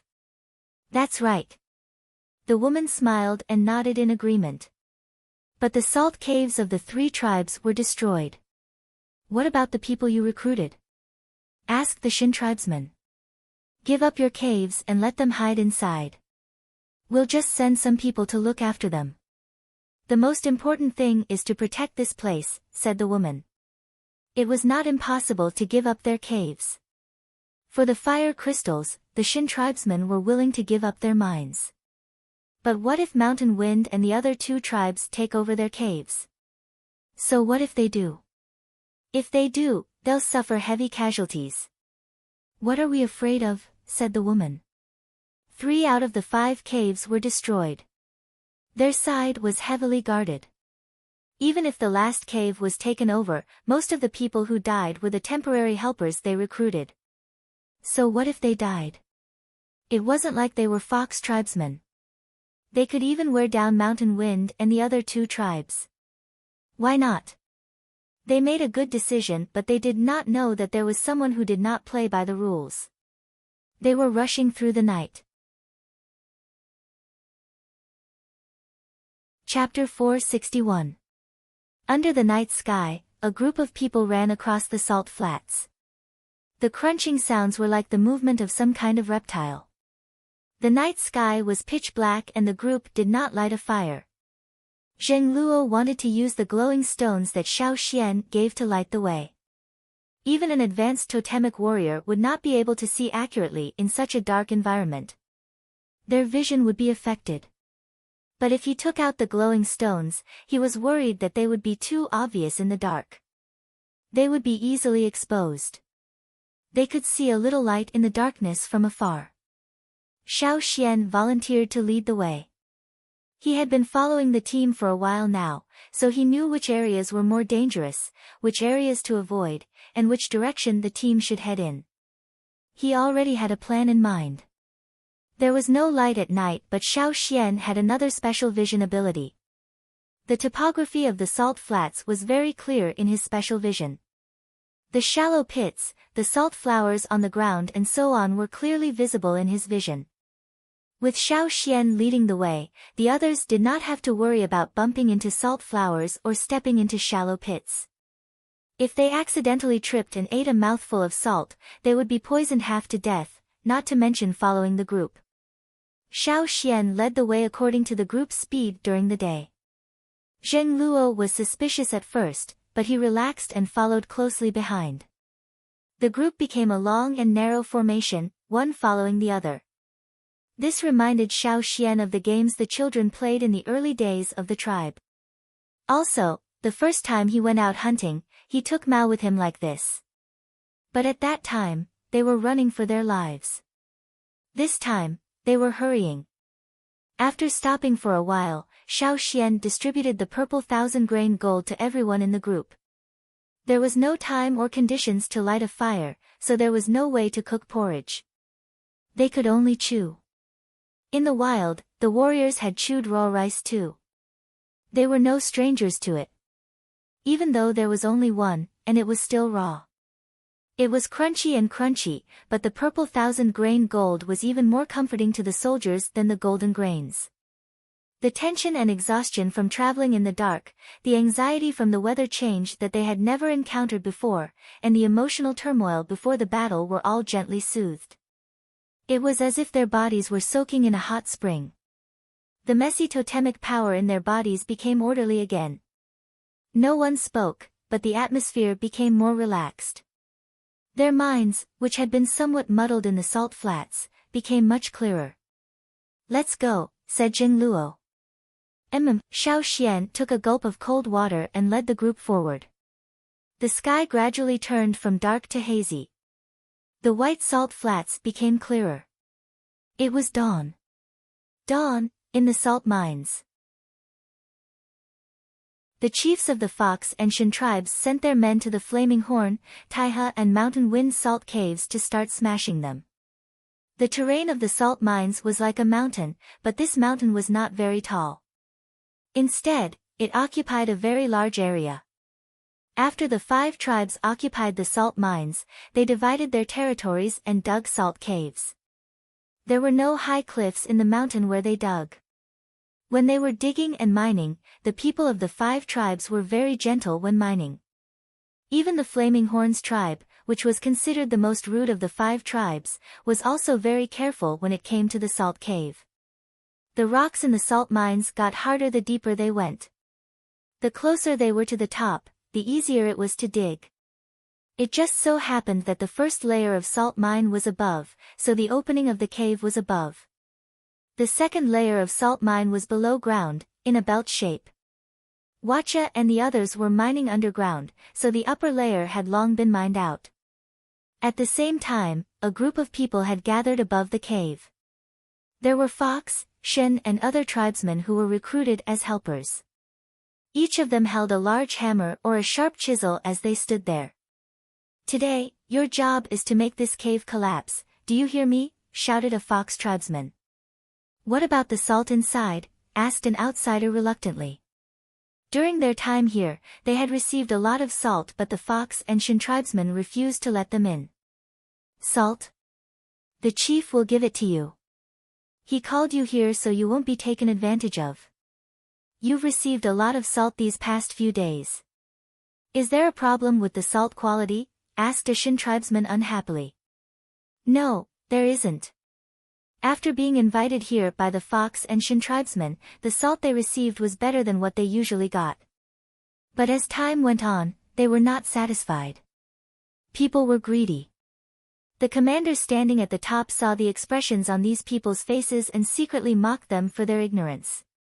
He was also angry at these people for not being satisfied. However, the leader said that after this incident, it was hard to say if these people would still be alive, so he would satisfy them first. After calming himself down, the person standing at the top asked someone to bring over a woven wooden basket. Inside the basket were pieces of salt that were red and white in color. There was a lot of white and the distribution was very messy. These salt rocks were all picked from the bottom of the salt cave. Compared to the salt from the top of the cave, the quality was a few grades lower. However, for these outsiders who didn't know the truth, this was enough to make them stare blankly. "So much salt. If you can collapse this salt cave by today, the salt will be yours," the commander standing at the top said. Hearing this, many outsiders rolled up their sleeves, ready to go all out. At the same time, they were thinking about how they could get more salt from the Fox and Shen tribes after the cave collapsed. Why don't they take the risk and steal some? To reassure them, the commander ordered his subordinates to give out half of the salt rocks. If they could complete the mission, the rest would go to them. Boom! A brawny man with a red face stood on top of a rock and smashed down with his hammer. The others also activated their totemic power, stomping on the rocks or smashing down with their tools at the same frequency. The Fox and Shen tribesmen watched from the sides, preventing anyone from entering the cave. The chief had said that if any of them entered, they would be killed. Boom! Boom! Boom! Boom! Echoing throughout the rocky area. The salt mines were located within the area of salt flats, but the surroundings of the salt mines were not as flat as the outside of the salt flats. It was full of strange rocks of varying heights, and the rocks were covered with a thin layer of salt grains. Although the salt grains were not poisonous, they were very coarse and did not contain much salt. Even if they had painstakingly collected them, they would not be able to obtain much salt. Therefore, the people of the 5 tribes turned a blind eye to the coarse salt that was full of impurities. Even the foreign tribesmen who had been invited to join them were no longer interested in those things. Boom! A series of loud noises could be heard. It was not only happening here, but the same thing was happening in the other 2 places as well. On top of the strange rocks in the surroundings, coarse salt grains rolled down along with the sound of tremors. At the entrance of the Fox tribe's cave, the Fox chief stood there, holding the woman with the fox in her arms. His eyes were smiling. "Everything is going well. As long as we destroy their cave, they'll freeze even if they come here." The woman was smiling too. But the next moment, the fox in her arms stood on end, its thick fur standing on end, making it look like it had swelled up. Woo! Woo! Woo! The fox struggled out of the woman's arms, wanting to rush out of the cave. But it looked up at the sky in fear, hesitating. "What's wrong?" asked the fox chief. The woman also found it strange. Thinking of something, she suddenly looked up at the sky and said in surprise, "Perhaps, the change in the sky will come earlier than we expected." The only thing that could make a fox like her react like this was the change in the sky. The fox chief calmed down. He looked up at the sky. The sun was blocked by clouds, the wind was weak and there was no snow. The temperature was even higher than yesterday. Everything looked peaceful. It was eerily peaceful. Even the Shin tribe's birds were huddled in a dent in the wall. Like the fox on the ground, they did not fly out at all, as if trying to hide their presence. It's not necessarily a bad thing that the weather is changing earlier, said the fox chief. The woman thought so too. The workers in the other 3 caves had already started working. With the help of salt, they would definitely work harder. Half a day was enough to collapse the caves. It was just that they wanted the cave to collapse more thoroughly. If it only collapsed a little, it wouldn't be much of a problem for the 3 tribes that were about to arrive. Especially the Flaming Horns who were strong, they could clear out obstacles very quickly. That was why they couldn't give them a chance to escape. Tell the people in Yanjiao to hurry up. Send another 50 people over, said the fox chief to someone nearby. Yes, sir. The person who received the order went to look for the outsiders sleeping in the Shin tribe's cave next door. They headed to Yanjiao's cave. At the cave, the area near the entrance had already collapsed. The workers were expanding the collapsed area. The rocks here aren't that easy to break, said a man wielding a hammer as he wiped the sweat off his forehead. Yeah, it gets harder the deeper you go, agreed another. What are you talking about? Hurry up and break it, shouted a Shin tribesman who was supervising the workers. The fox and Shin tribesmen were mainly keeping an eye on these foreign tribesmen. If they weren't careful, these people could easily take advantage of them. So they had to keep a close eye on them. Seeing that nothing was amiss, the tribesmen who were keeping an eye on the strange rocks also turned to watch the hillsmiths. But at this time, at the bottom of the salt mine, an angry roar came from the jagged rocks. Zheng Luo's face was ferocious. He had brought his team over to see these people breaking into their cave.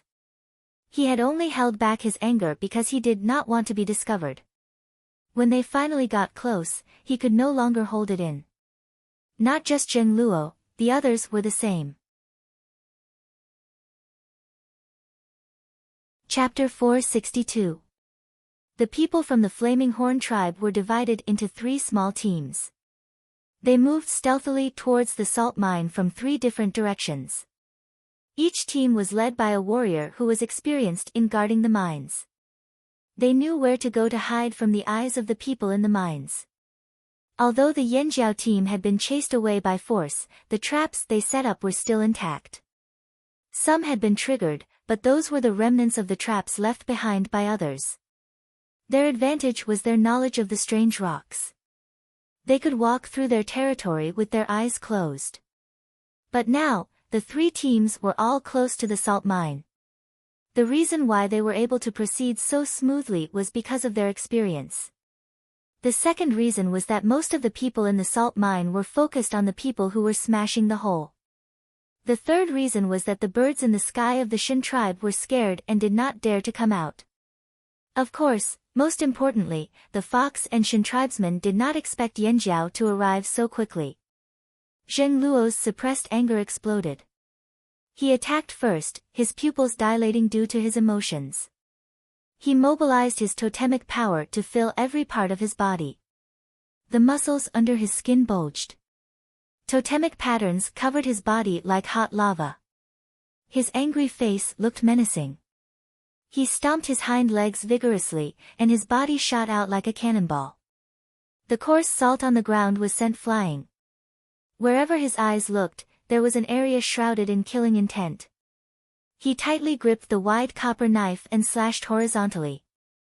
This sudden burst of momentum was like a ferocious beast in the forest that had finally bared its fangs. The cold saber light was like a bolt of lightning that suddenly struck. The air was cut open by the swift and violent blade, making a sizzling sound, like the sound of a storm rubbing against the rough salt grains on the strange rocks. The person closest to Zheng Luo was the fox tribesman in charge of guarding this area. Due to the collapse of the cave entrance, he had moved to a different spot. He stood on a large rock near the perimeter and turned around when he heard the commotion behind him. His legs were slightly bent and his body was still in a dodging motion, but he was still one step too late. He could not avoid the attack in time. The salt-scented knife sliced into his waist. Splat! In the next instant, the knife protruded from the man's back. It was a powerful attack, without any hesitation or obstruction.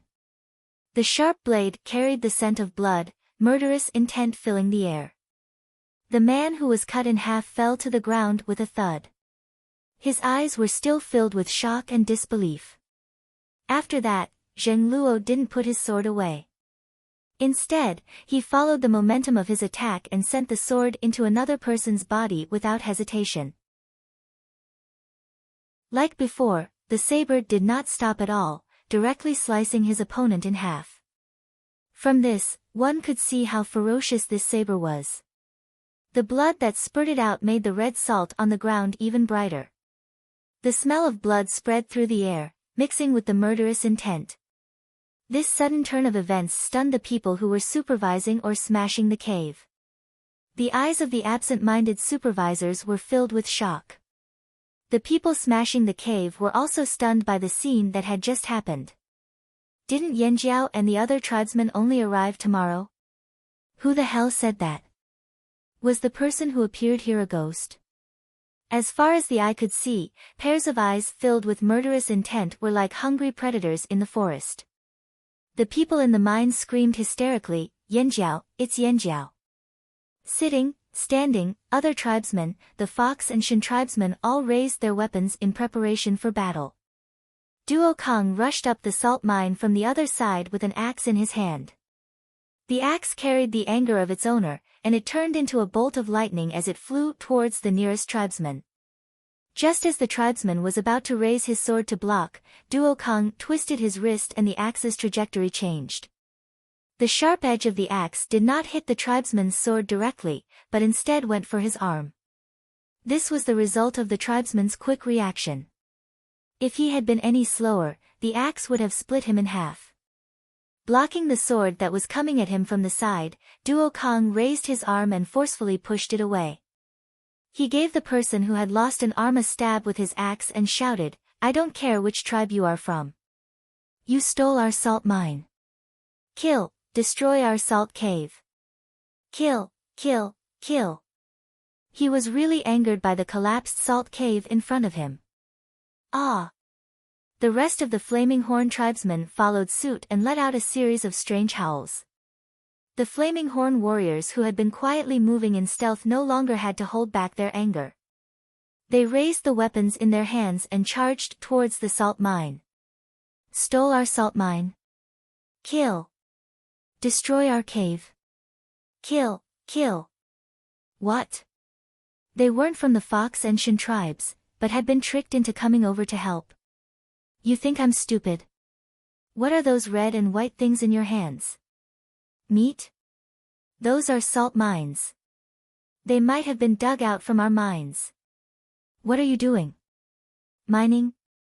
Mining my ass. Why would you smash the top of the cave? Even idiots wouldn't do such a thing. You think I'll believe that? Kill, kill, kill. Fight for territory, fight for resources. When conflict broke out, it was always either you die or I die. The ground was littered with small pieces of salt powder. Due to the different impurities in them, they ranged from white to pink to red. At this moment, they were all stained with blood. The battle went from eruption to white-hot in the blink of an eye. The people who were smashing the cave heard the commotion and hesitated on whether to help. If they did, Taiha and Mountain Wind would be here. What would they do? Forget it. Fox and Shan still had many people in their caves. There was no need for them to go. The Shan chief was surprised.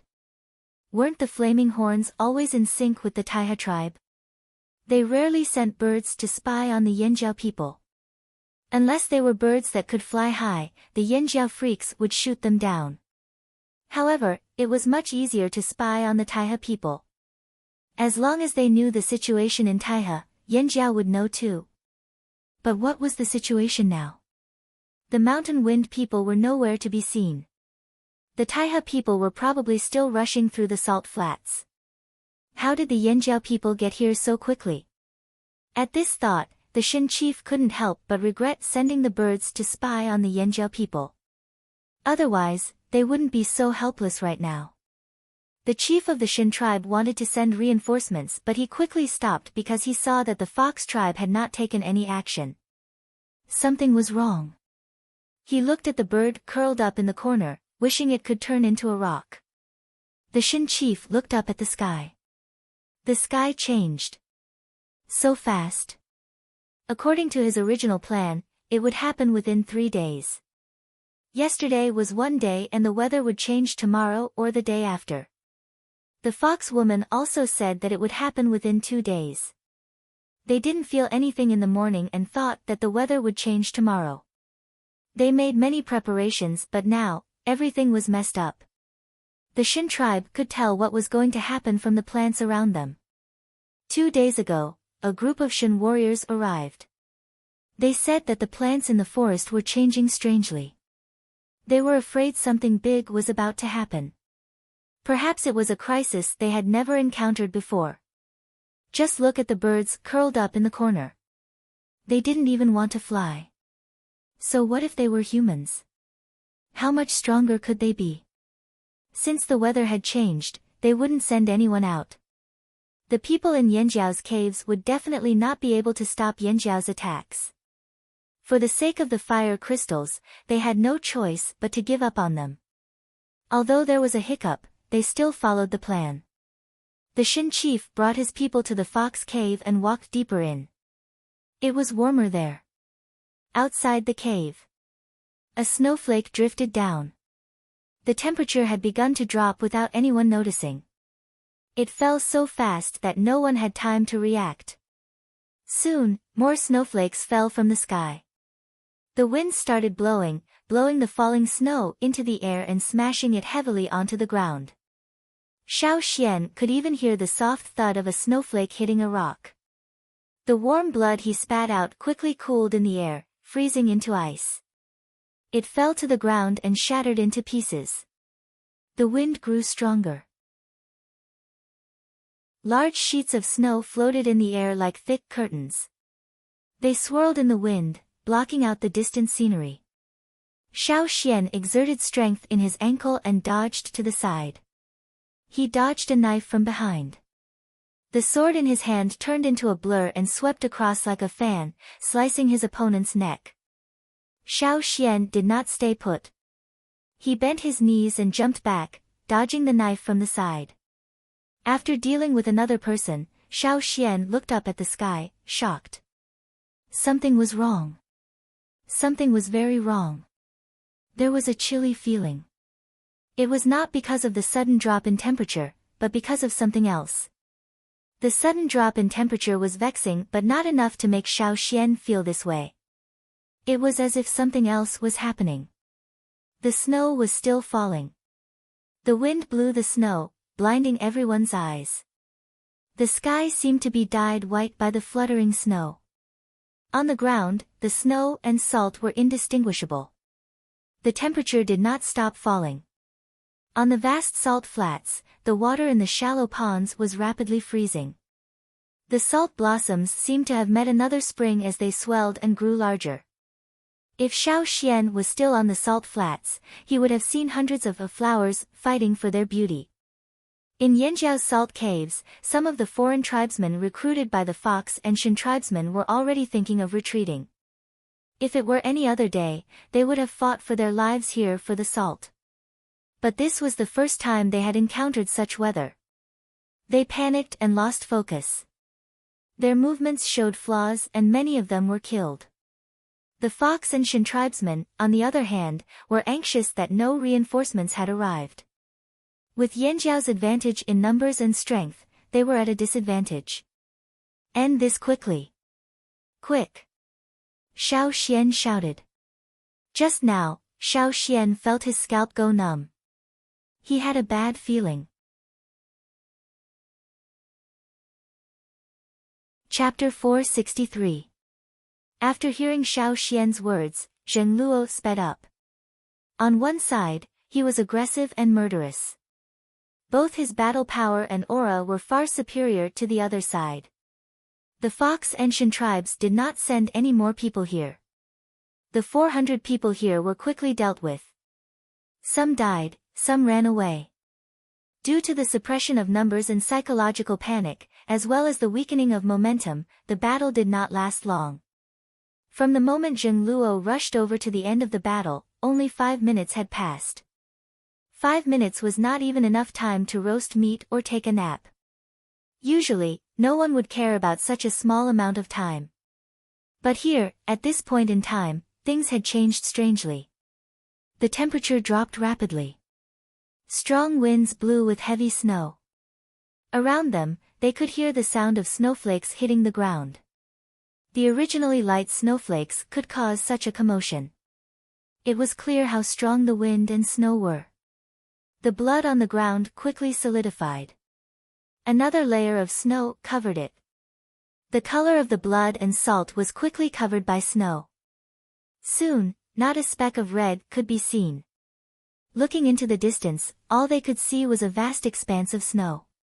Some of the warriors wanted to chase after the fleeing fox tribesmen, but they were held back. Stop chasing them. Move the rocks out of the cave. Xiao Xian stopped the bloodthirsty men. Move the rocks, said Zheng Luo. The red-eyed warriors were panting heavily. Out of habit, they wanted to shake their hands to shake off the blood on the weapons in their hands. However, they realized that the blood on the weapons had already solidified. Ignoring the coagulated blood, they applied medicine to the injured.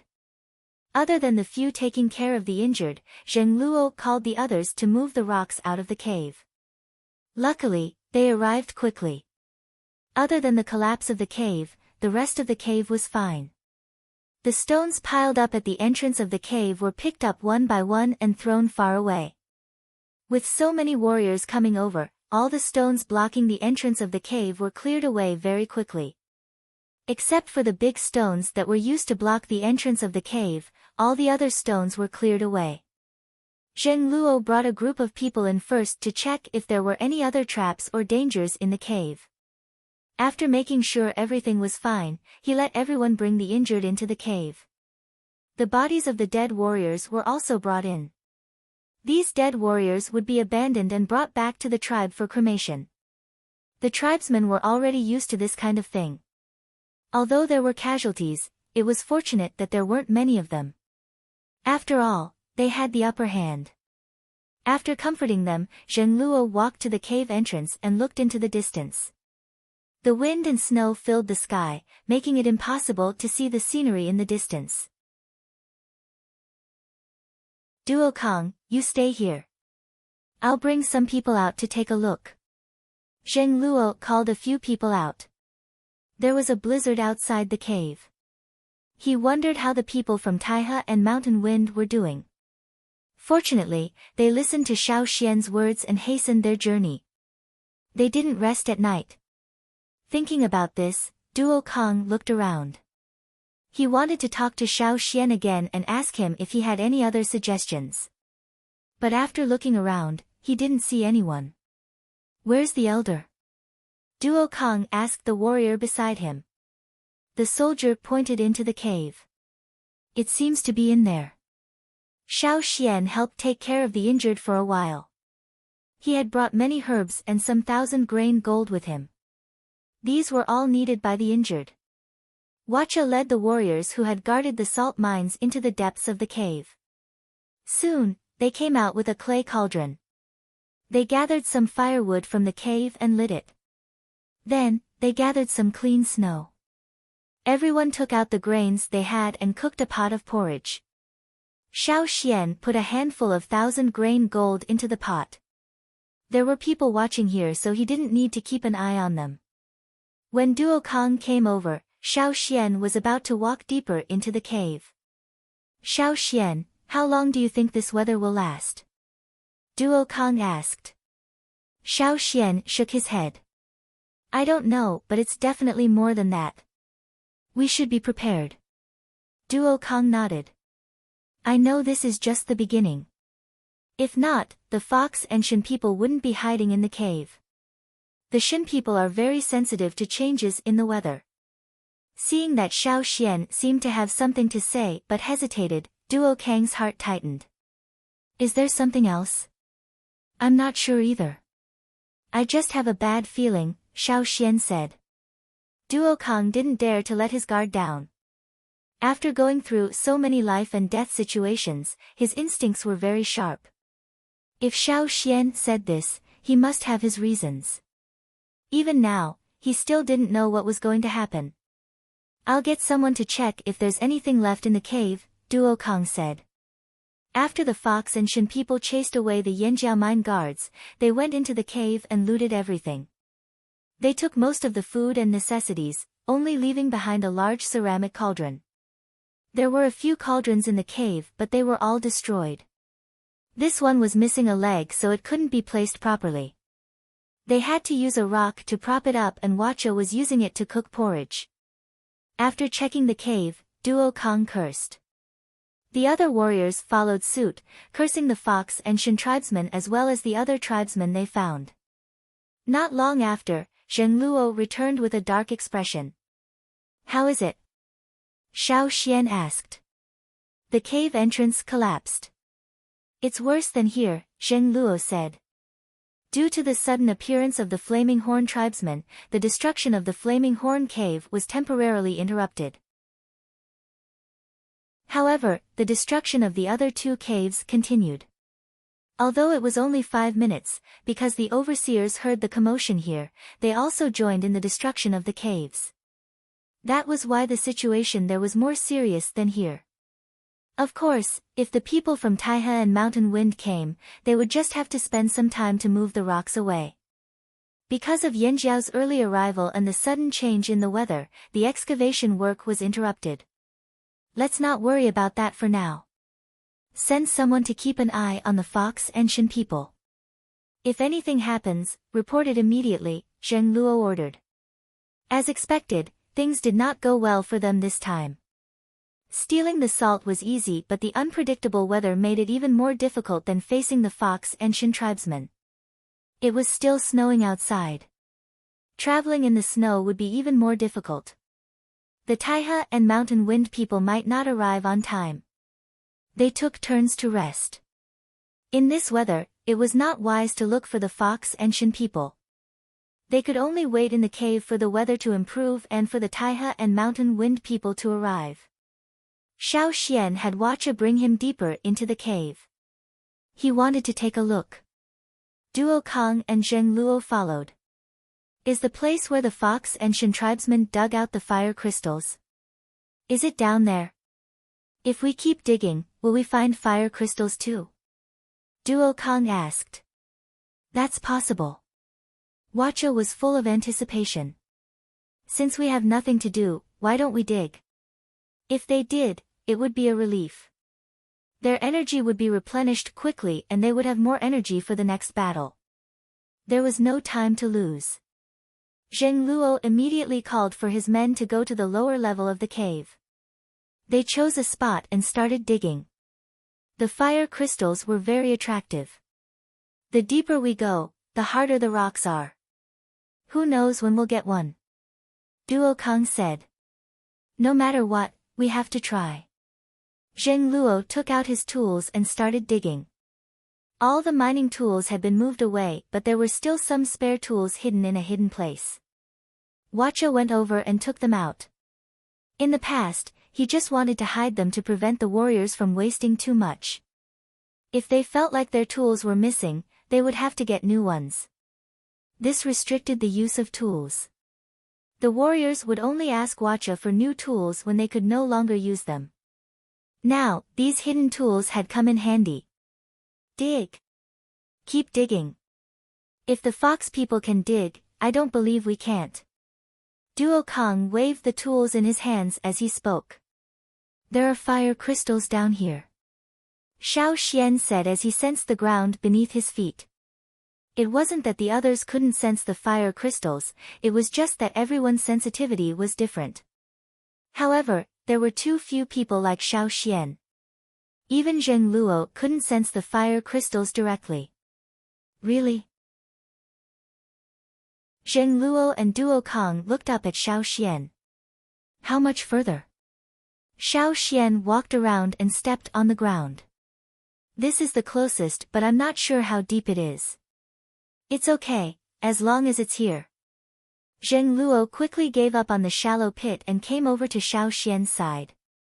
Xiao Xian didn't go over to dig, not because he was lazy, but because he had a feeling that his heart was trembling, a sense of crisis. He knew this wouldn't happen for no reason. He had been searching for the reason. So while Zheng Luo and the others were digging, Xiao Xian sat beside them.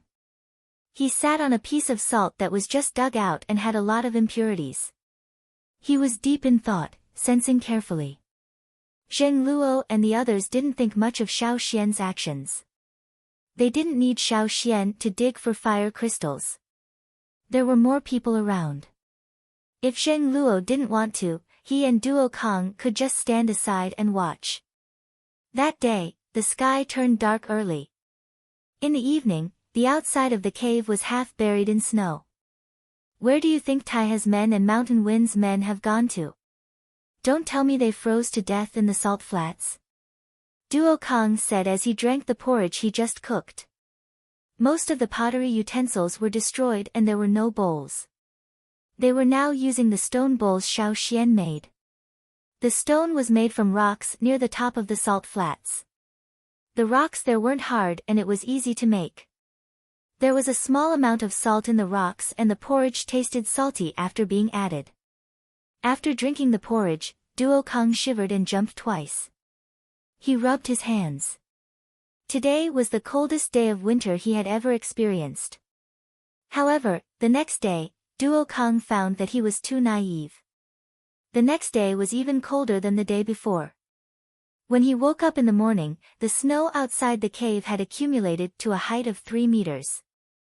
Xiao Xian, you said the house was covered in snow. Is this what you meant? Duo Kong pointed at the vast expanse of white. Yes, but I've never seen it become like this overnight. Xiao Xian was also shocked by the situation. If this continued, what would become of this place? He wondered how the tribe was doing. Chapter 464. Taiha and Wind only appeared on the third day after Yanjiao's arrival.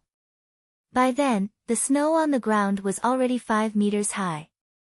The snowstorm had stopped for a day but now it was starting again. It seemed to be even worse than the first day. The cold wind blew like a knife, blowing on his face and causing him to feel pain. Even the Flaming Horn warriors, who boasted of their tough skin and tough muscles, were not willing to go out unless it was their turn to guard. They all stayed in the cave to rest. There was little firewood in the cave, so other than cooking porridge, they used it sparingly. When the snow stopped yesterday, Zheng Luo brought some people to the salt mines. Other than the 2 caves blocked by rocks and thick snow, the Fox and Shin caves were heavily guarded. It would be difficult to steal anything from there. He did not want to waste his strength, so he returned after observing for a while. When Zheng Luo heard that Taiha and Mountain Wind had finally arrived, he was holding the first fire crystal he dug out, excited. Before they dug it out, he and the others had felt the presence of the fire crystal.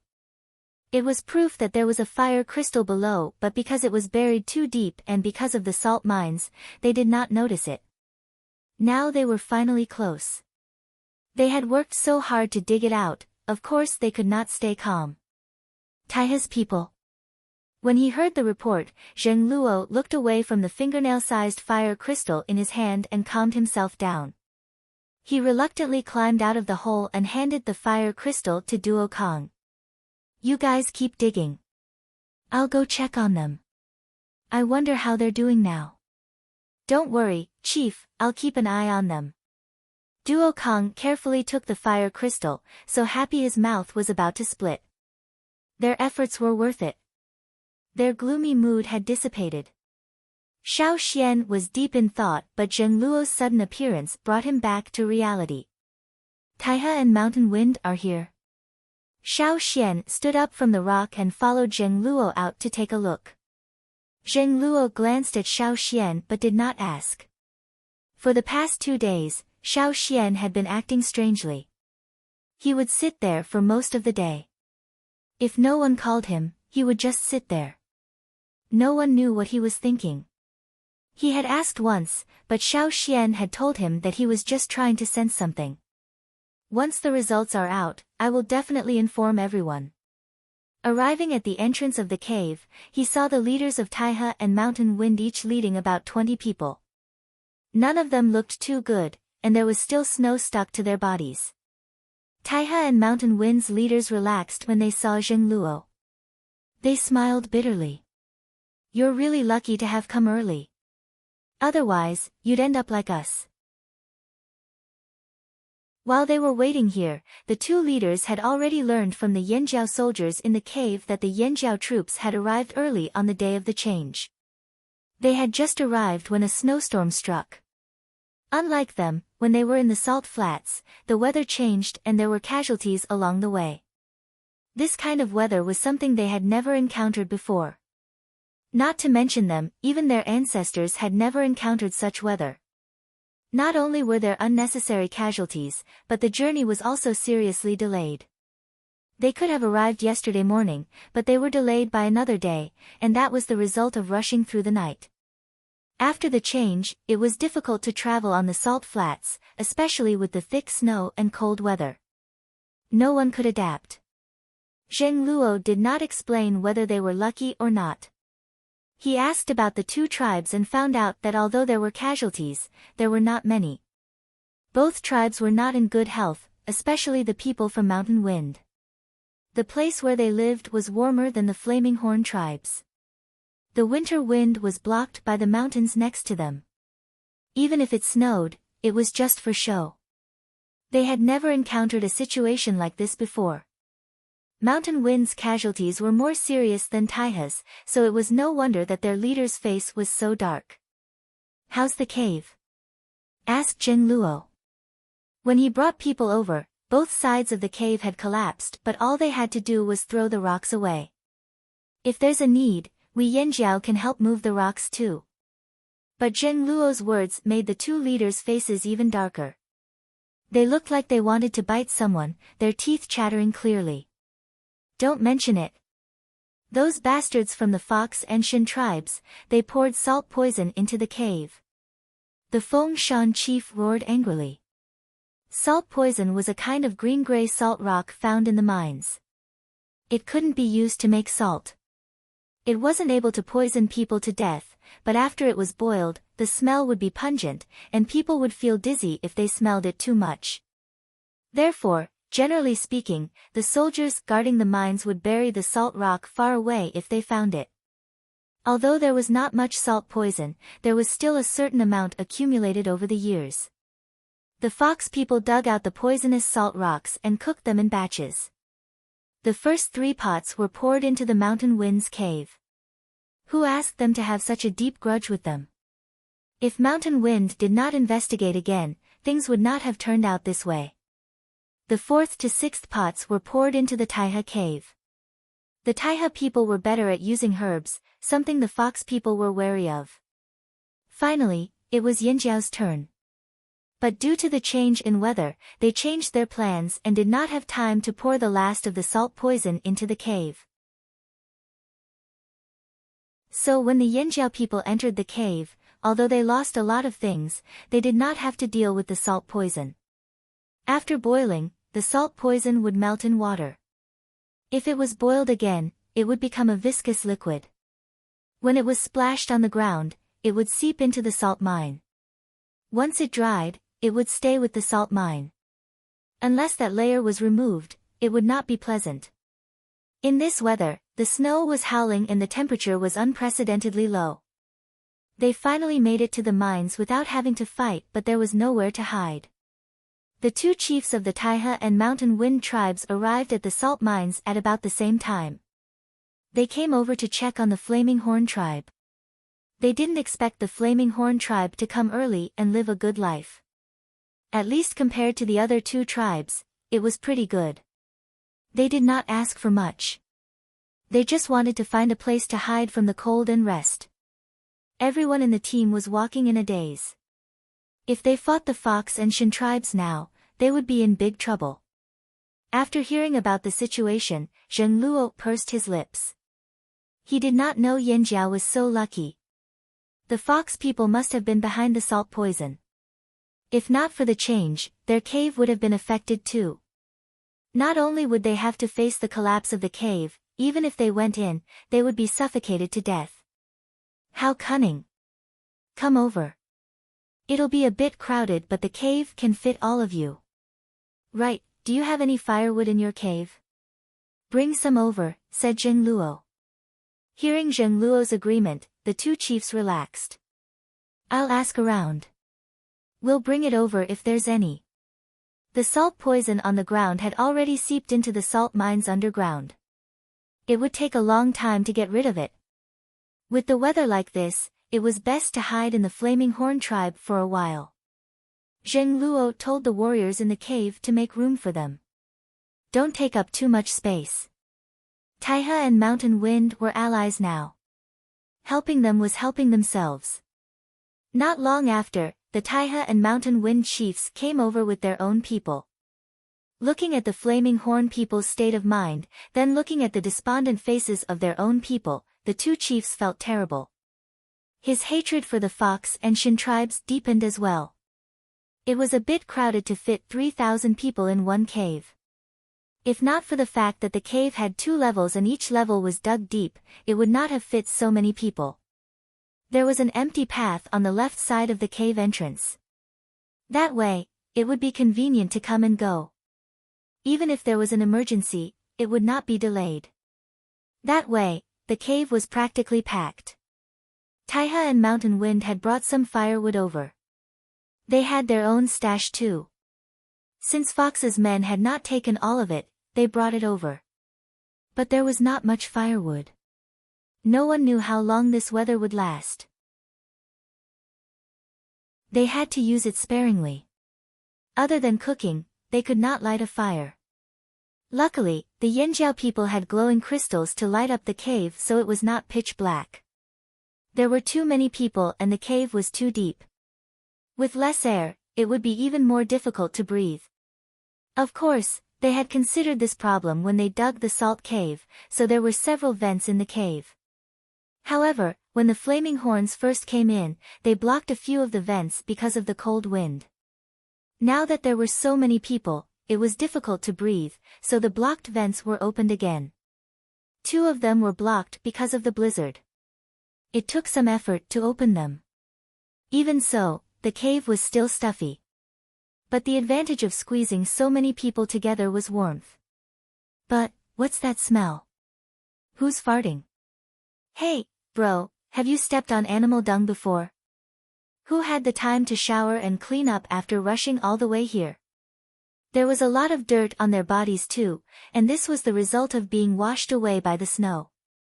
Now that they were resting in the cave, with the poor air flow, the stench of sweat, feet, farts and all sorts of weird smells mixed together. But even so, this was much better than salt poisoning. This was what the Taihe and Mountain Wind people thought. After the weather changed, this was the most comfortable time for them. The Yanjiao and Taihe people were more familiar with each other. They huddled together and started chatting.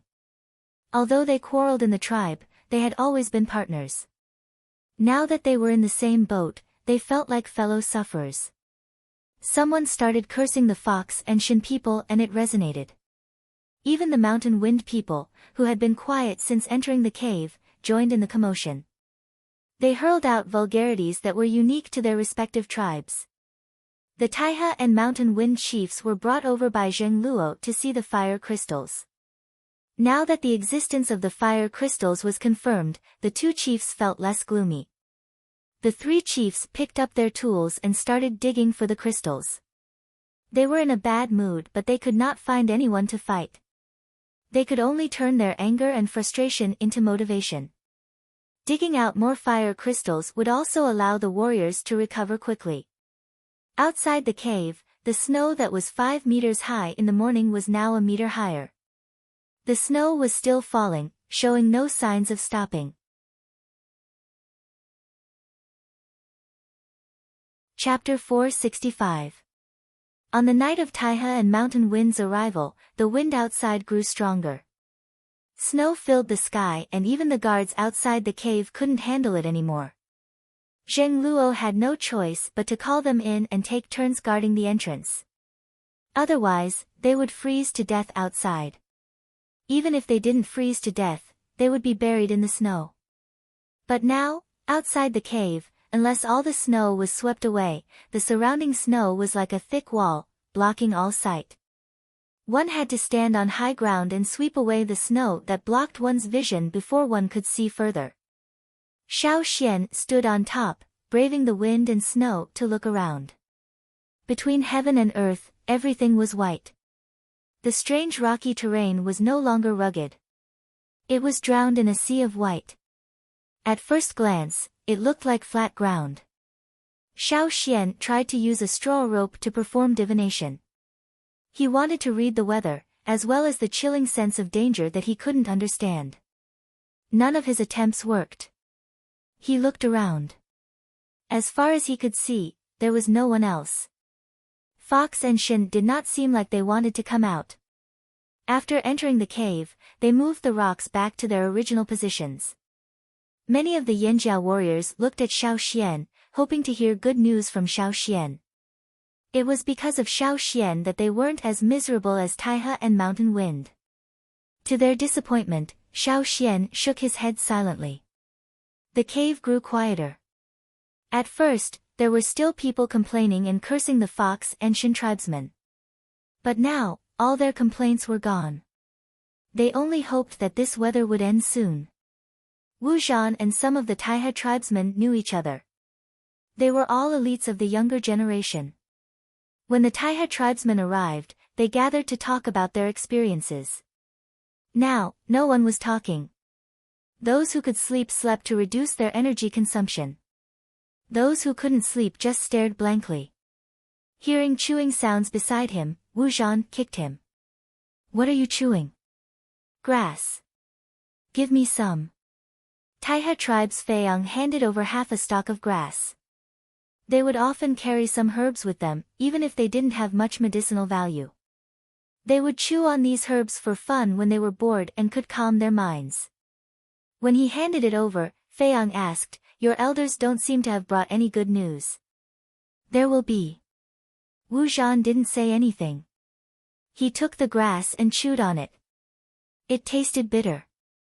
He didn't know why the Taiha people liked to chew on this stuff. There was bound to be one. Everyone thought so. However, as the days passed, their hearts grew heavier and heavier. Every day, when they woke up or went out to pee, they would be shocked by the changes outside. It was as if there was no limit, and they didn't know where the limit was. This kind of change made people panic. If this continued, would the forest they lived in become a land of ice and snow? The thoughts of the younger warriors began to wander aimlessly.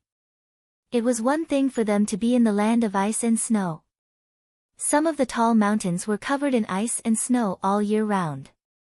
However, they had never seen a place with such thick snow. This was an ordinary flat ground, and the snow was still falling. There were a few short pauses in the middle, but this trend showed no signs of stopping. What should we do? The three chiefs gathered together.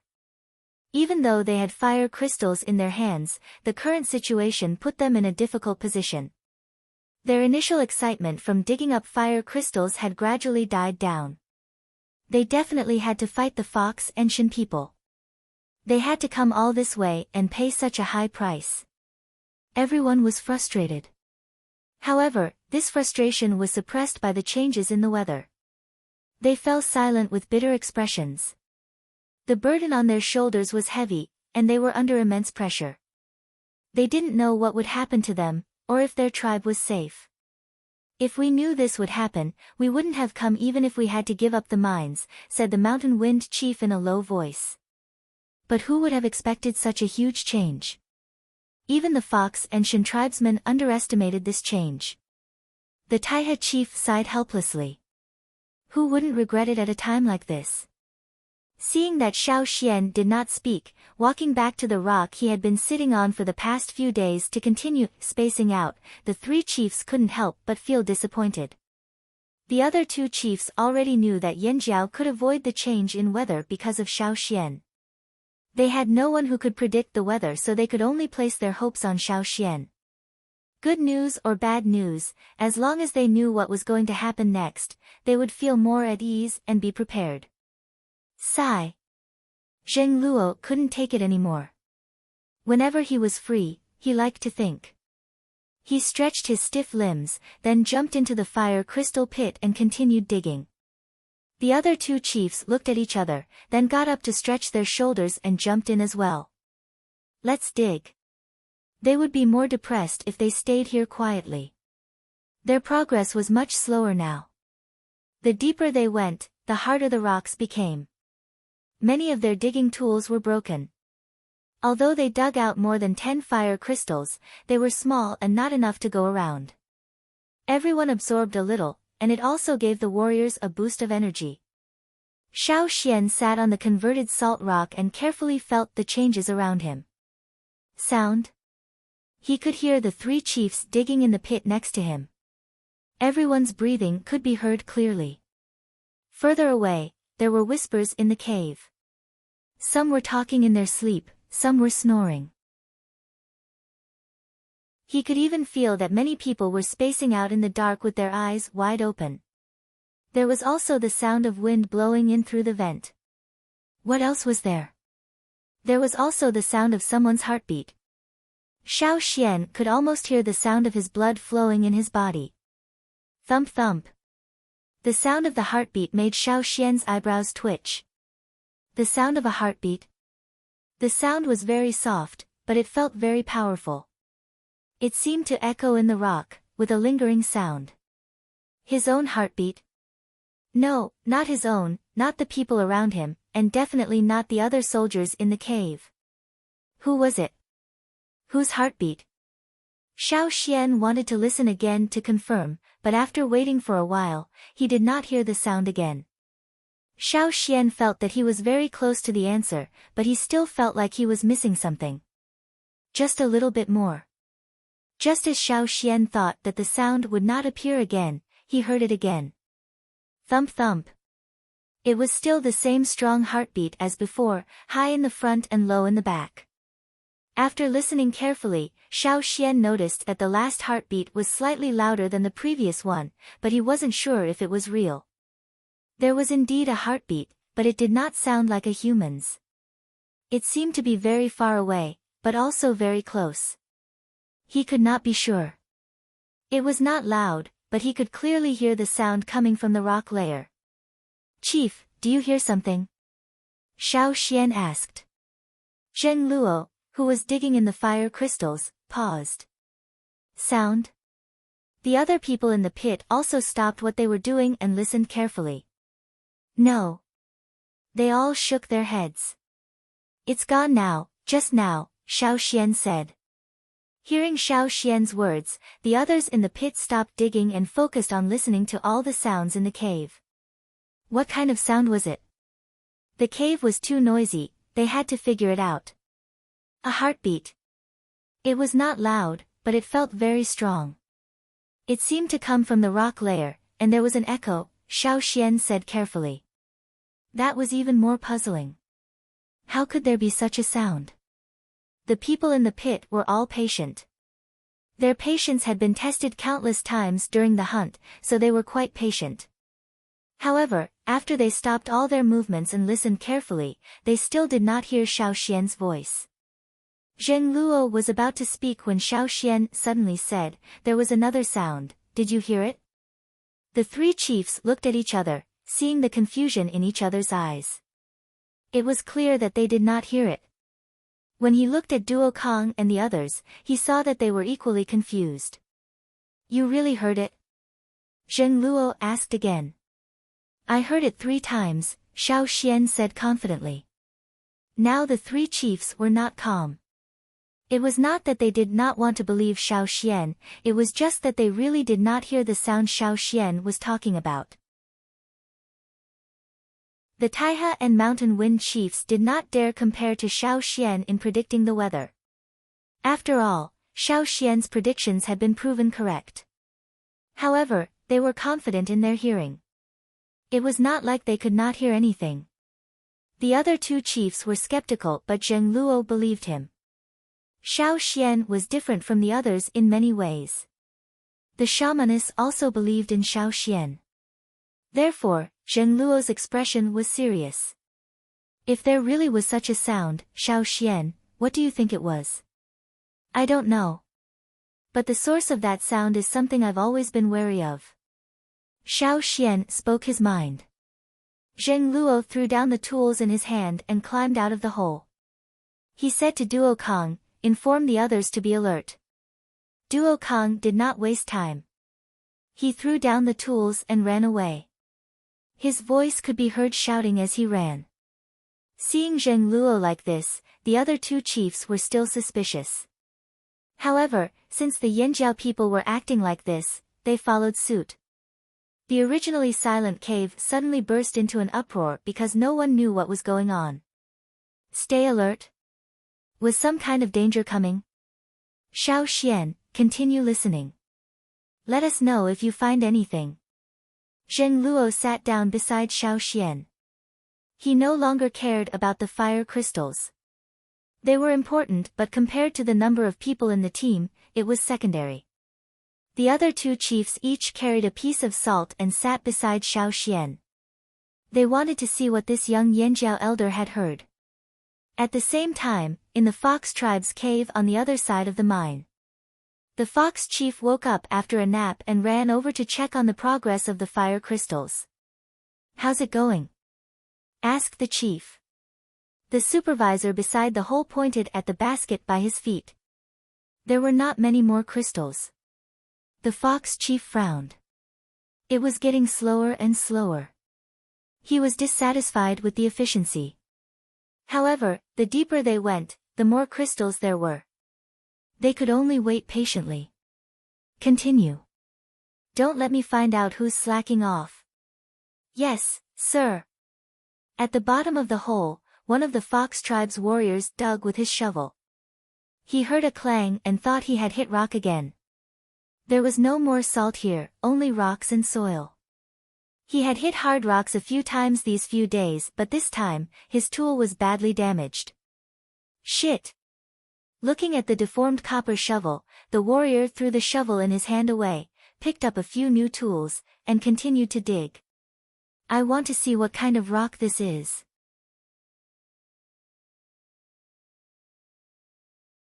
Chapter 466. Clang! The second shovel went up. The blade of the shovel was deformed again, but there was no trace of the stone on the ground. Hey, I don't believe that I can't get it out. The man used the deformed shovel to scrape away the dust on the ground and some small stones around him. After wiping away the dust, he finally saw the stone. There was a small torch on the wall of the pit next to him. With the weak light, the man saw a piece of white on the ground. The color was like frozen snow and it reflected the light. Could it be that he found a treasure? The man was overjoyed. While he was happy, someone squeezed over. What is this? Let me see. Hey, why are you squeezing over? I dug it out. The man shouted. What's wrong? The others in the pit heard the noise and came over. They saw the white on the ground and looked at it carefully. They didn't know what it was. They had never seen it before. Is this ice? Someone said. Let me touch it, it's cold, but it's not ice. It's hard. Someone squatted down and touched it with his hand. It's not ice. I think it's a kind of crystal. An older man guessed. Crystal? Not only the man who found the stone first, but the others' eyes also lit up. Crystal was good. Although the price was different, even if it was only used for decoration, it would sell well in the city. Especially the slave owners, they liked it. However, in this salt mine, in this place where the fire crystals existed, it might be something extremely precious. Didn't you see that 2 of the shovels were broken? I'll report to the chief. The man with the fastest reaction rushed out of the pit and went to the chief to ask for credit. The others were slower. They stomped their feet in annoyance. Why are you in such a hurry? Are you in a hurry to die? The man who dug out the suspected crystal didn't leave. He was guarding his own piece of land. So what if someone went to ask for credit first? He dug out this piece, and the chief would reward him handsomely. The others in the pit were quick-witted. Seeing that there was a white piece under the man's feet, they quickly picked up their tools and quickly dug down. The others also reacted. Since the fire crystal was not only found in one place, then did they have such a crystal under their feet? That person had only dug deeper than them. Sure enough, after a short while, there was another crisp sound of metal colliding with hard objects. Ha, I found it too. Me too. Same here. After removing all the rocks and soil, the people in the pit found that the ground beneath their feet was filled with this kind of white crystal, all of it. They couldn't find the edge at all. Perhaps, this crystal was much bigger than they had imagined. It was an entire crystal slab. Hiss, so hard. How do I pry a piece off? Someone tried a few tools, but only a small mark was left behind. Not a single chip was knocked off, and no digging could be done. Idiot. Prying also requires skill. An experienced excavator proudly turned over a chisel and a copper hammer. The man squatted down and carefully looked at the ground. Then, he stopped at a spot and placed the chisel close to the ground. Then, he swung the hammer with all his might. Only then did the others notice that this large piece of crystal on the ground was not flat. Instead, it had some wrinkles and some gaps. It seemed to be divided into pieces of similar size and shape. They were almost connected in a hexagonal shape. The edges of each piece were slightly lighter in color. There were bumps and depressions, which should be the gaps. And that person had stuck the sharp edge of the chisel at the bumps or depressions. Then, he held the short shaft of the chisel and used his other hand to swing the hammer and hit the chisel heavily. Clang! Clang! Clang! If one strike couldn't pry it open, he would hit it a few more times. The hammer flashed, so fast that the knocking sounds seemed to be connected. Caw! The chisel blade rolled up, and a white piece of crystal separated and flew up. The person next to him had sharp eyes and fast hands. He stepped on the wall of the pit and jumped up to grab the white piece that was less than the size of a palm. And the hexagonal mark on the ground was missing a small corner. The person who grabbed the white crystal came to the side of the torch and used the light to observe what this white crystal was. The others also came closer to take a look. The supervisors above all went down to take a look. Crystal, it must be a crystal. Look, there seems to be a pattern on it. What pattern is this? Is it a frozen snowflake? What's a snowflake? This is a crystal flower. Someone showed off his knowledge. It looks like it. The person holding the crystal bit it and shivered from the cold. It's cold. It's so hard. Quick, pry a few more pieces off before the chief comes. The others thought the same. They didn't waste any more time and quickly snatched the chisels and hammers. Those who couldn't snatch anything started fighting. There were not only fox people in this pit, there were also Shin tribesmen. When it came to benefits, it was easy for conflicts to arise. The person who got the chisel started swinging the hammer. The fox chief was discussing with the Shin tribesmen about their gains and future plans. The people they sent out had already found out about Taiha and Mountain Wind's movements. However, the people they sent out to spy on them were discovered and lost. They were killed by the enemy. The 3 tribes were coming aggressively and the situation wasn't looking good either. They didn't know if they would come over to snatch their things, so they had to be on guard. They had made long-term preparations. Although they didn't expect the weather to change so drastically, they had food and fur. They also collected a lot of firewood. As they were discussing, the person digging for the fire crystals came over excitedly to report that they had found a new crystal. This was indeed good news. The fox and Shin chiefs stopped talking and hurried over to see what was going on. If it's really a new crystal, I wonder how much it's worth. The Shin chief walked towards the pit with a face full of joy. No matter what, it's a good thing. I told you, you won't lose out on this choice. The fox chief was excited too. Let me see, what kind of crystal is it? They did not notice that the bird from the Shin tribe and the fox from the fox tribe, who had been ignored for a few days, were now trembling all over. They tried their best to hide in a corner, trying to reduce their presence. No one dared to pull them away, no one dared to call them out. They were as still as rocks. It wasn't that they didn't want to make a sound. They were too scared to make a sound. Everyone else thought they were just frozen. In Yanjiao's salt cave, Xiao Xian listened carefully to the heartbeat. The interval between each heartbeat is shorter now, it's louder too. Xiao Xian described what he heard to Zheng Luo and the others. Even if the three chiefs couldn't hear it themselves, their hearts pounded nervously as they listened to Xiao Xian's description. They couldn't hear it themselves, but they had to rely on others to tell them. It didn't feel good. Wait. Something's wrong.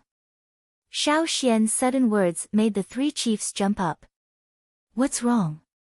The interval between heartbeats is shorter, it's getting louder. It's changing so fast. Xiao Xian broke out in cold sweat. He didn't know what it was just a physiological reaction. He couldn't control it. The three chiefs' hearts were in their throats. They stared at Xiao Xian, waiting for Xiao Xian to continue. But Xiao Xian's next words made them feel like they had fallen into an ice cave. Chief, I have a guess. Xiao Xian gulped, suppressing the trembling in his heart. He hadn't felt this way in a long time. He still remembered when he got lost during his early days of hunting. You. Tell us. Zheng Luo stuttered. I suspect that there's a king beast down there. Xiao Xian said this sentence word by word. Every word he said was like a hammer hammering into the hearts of the three. King. King, the three chiefs opened their mouths but couldn't finish. King beasts only existed in the records left behind by their ancestors. Most of them had only heard of them. Even the ancestors who left behind the records may not have seen them with their own eyes. They only knew of such creatures from their ancestors' records, from the stories passed down from generation to generation. No one wanted to face a king beast. It was a true king. In the stories passed down, there were many stories of a king beast destroying an entire tribe. They didn't want to know the truth of the stories, but they couldn't deny that no one wanted to meet such a legendary creature. But now, they really hoped that Xiao Xian was scaring them, that it was just Xiao Xian's imagination. A long time ago, I met a king beast. I feel the same way now, Xiao Xian said, suppressing his shock. As for the three leaders beside him, they were all stunned.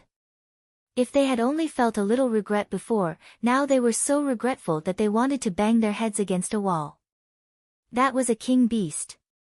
It was not those random ferocious beasts that they usually hunted. How could they fight it? Even if all the people in the cave worked together, could they really fight it? If not for Xiao Xian, they wouldn't even be able to hear the king beast's heartbeat. Even if the three chiefs fought with their lives, they might not be able to save everyone in the team. This was a dream, this had to be a dream. In the fox cave. The fox and Shin chief went down to the pit and watched the others work. They held a piece of cold crystal in their hands. There was no joy on their faces.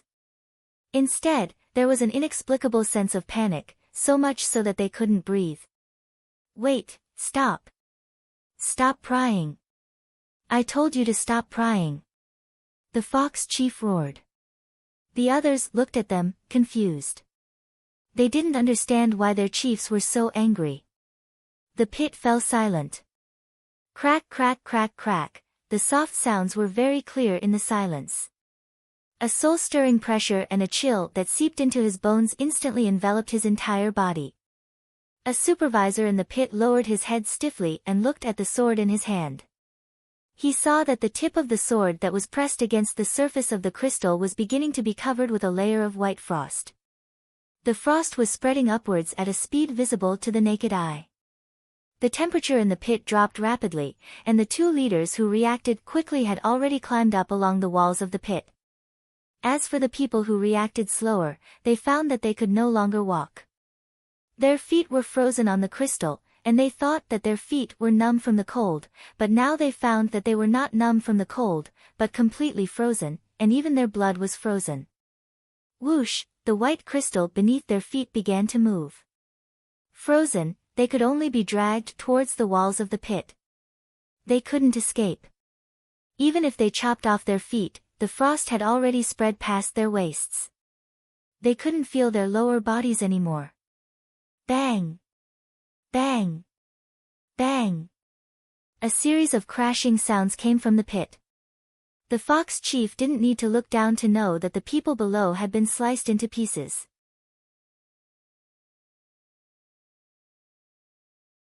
Chapter 467. There was a sizzling sound in the cave, like the sound of rocks rubbing against each other. The ground under his feet trembled with these sizzling sounds. White frost quickly spread out from the pit where the fire crystals were dug out. It was like an unstoppable tide, spreading to the surroundings with great force. The fox and Shin chiefs no longer had any other thoughts, they just wanted to leave this place as soon as possible. They were panicking, their faces pale. Perhaps they had realized what was beneath them. They regretted it even more than the flaming horns. Why did they have to dig so deep into the ground? If they had found out earlier that there was an irresistible giant beast below, they would have been extremely careful. Even if it was snowing outside, they would have taken the fire crystals that they had dug out and returned to the tribe through the night. They would have given up the salt mine and everything here, and never come back again. But now, it was too late to regret. They had already opened the door to violence under the wind and snow. Run! Get out of here, shouted the fox chief. He was no longer calm.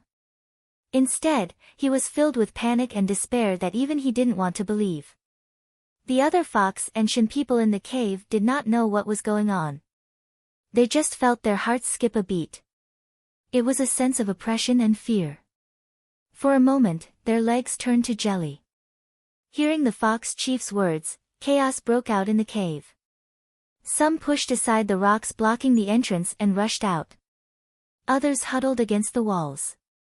Those who were lying in the cave, those who were sleeping or those who did not have time to react were trampled to the ground by the people rushing out. They wailed in pain, but no one spared them a glance. Even if they wanted to help, they could not. At this time, even the slowest person would have realized that something strange had happened in the cave.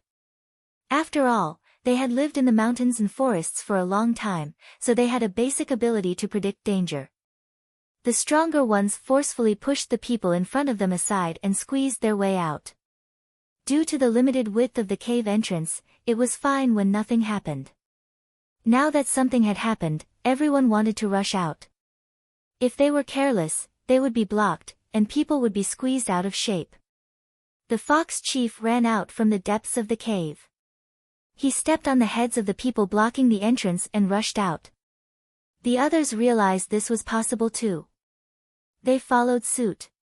Some jumped too high and hit the ceiling, bleeding. They did not even wipe the blood off, continuing to rush forward. Some pushed aside the people in front of them. The cave became more chaotic. The more anxious the people were, the more they felt there was danger. Didn't they see the chief running out? Crack, crack, crack. In the lower layer of the salt cave, the white frost continued to spread out quickly. Some people who were stuck at the back felt that the temperature around them had dropped sharply. The water vapor that they exhaled was instantly condensed. Their skin was frozen into a block without any warmth. Fortunately, they had moved away from the pit and were not close to the fire crystals. Compared to those who were directly frozen, they were in a much better situation. These changes were not limited to the fox's cave. In the Shin cave, more than 500 people were brought here by the fox and fox tribes. There were still some before, but they were killed by the Yanjiao people who came to the mines. There were fox and Shin people in this cave too. They were guarding the deeper parts of the cave. There was still salt to be mined. They were guarding the cave to prevent outsiders from taking it away.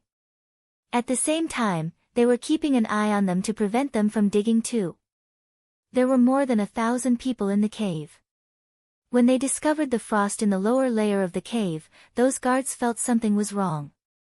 Feeling the power that made their scalps numb, the ground under their feet trembled differently than usual, and hearing the chi-chi sound from the rocks, they immediately fled outside and left this cold place. Similar changes were happening in the other 3 caves.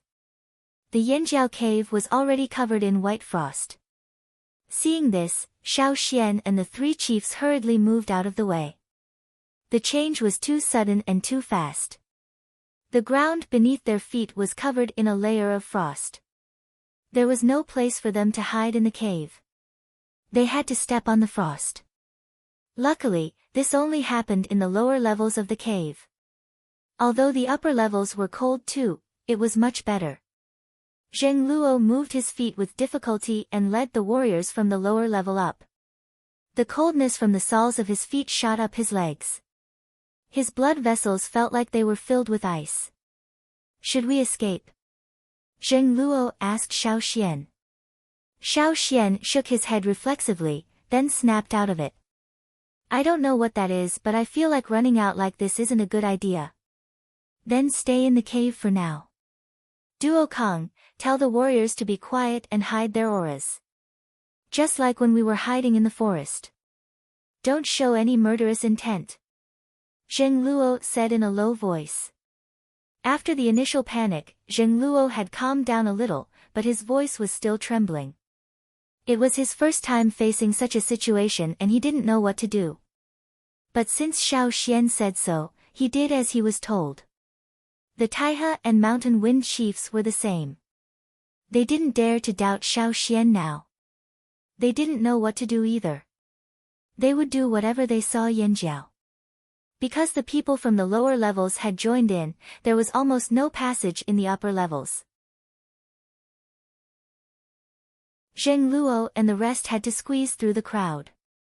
But with the 3 chiefs holding the line, no one dared to mess around. When they saw them, they would make space for them to move around. When they reached the entrance, Xiao Xian pushed aside the stone blocking the entrance. They would clear the snow around the entrance every once in a while. Although it wasn't long now and the snow was half a person's height, it didn't stop them from looking into the distance. It was just that they couldn't see too far. Someone went out over there, said Zheng Luo when he heard the commotion. He could already hear someone from Fox's side screaming. Should we go out and take a look? Asked Taihe's leader. Although they were afraid and worried, they were also curious. Wait.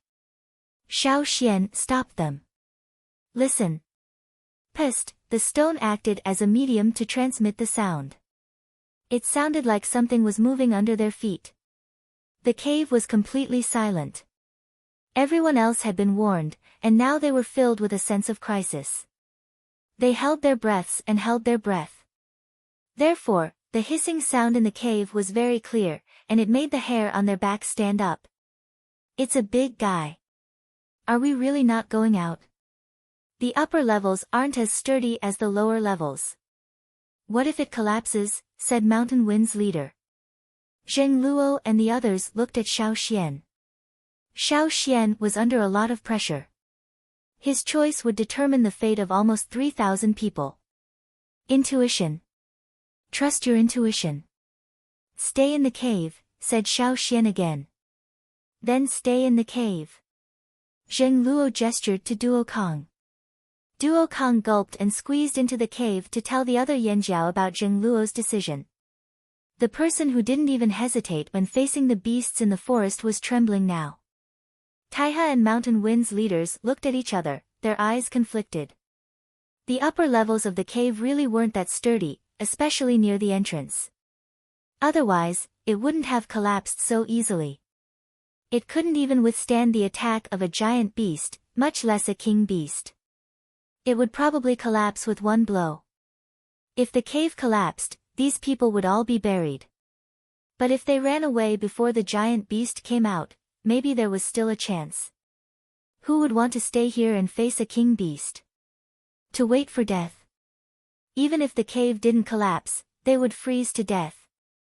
The Mountain Wind Chief had just said 2 words when the Taiha Chief said to the person next to him, "We'll do the same as the Flaming Horns. We'll go in and inform everyone. We'll do whatever the Flaming Horns do." Mountain Wind's words were stuck in his throat. He wanted to say that they should run, but now, hesitation, still hesitation. "Chief." The people around Mountain Wind's chief, Lanmu, were already urging them to leave. They were divided into 2 factions. Some agreed with Taiha and Flaming Horn's decision while others thought that since the fox people had already escaped, they should escape too. "We should." Before Lanmu could finish, the sizzling grew louder and the ground shook more violently. "It's coming out," whispered Xiao Xian. "It's coming out. What do we do? We were planning to run." Lanmu panicked. There was a loud boom. The ground shook, even the snow walls outside the cave shook. The road that had been cleared was once again covered by the snow that had fallen from the sky. Now, they couldn't see the situation outside.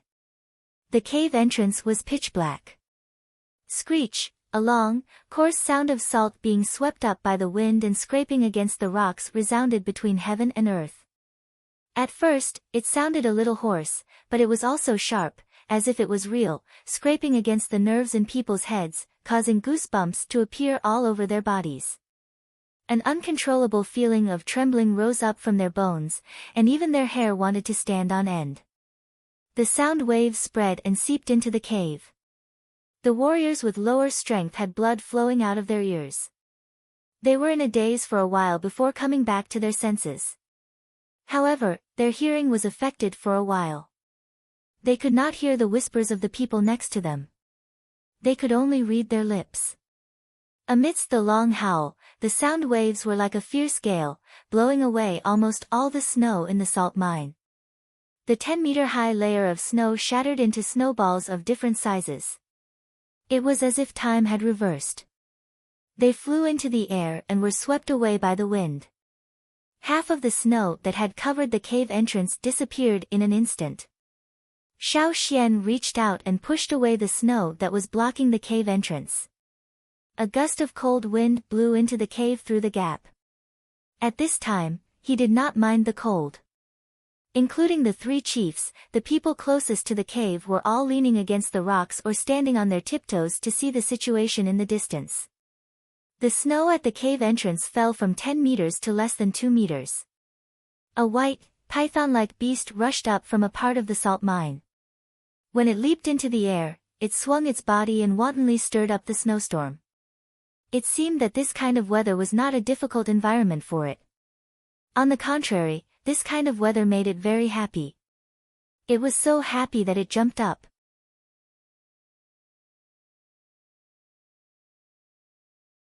Chapter 468.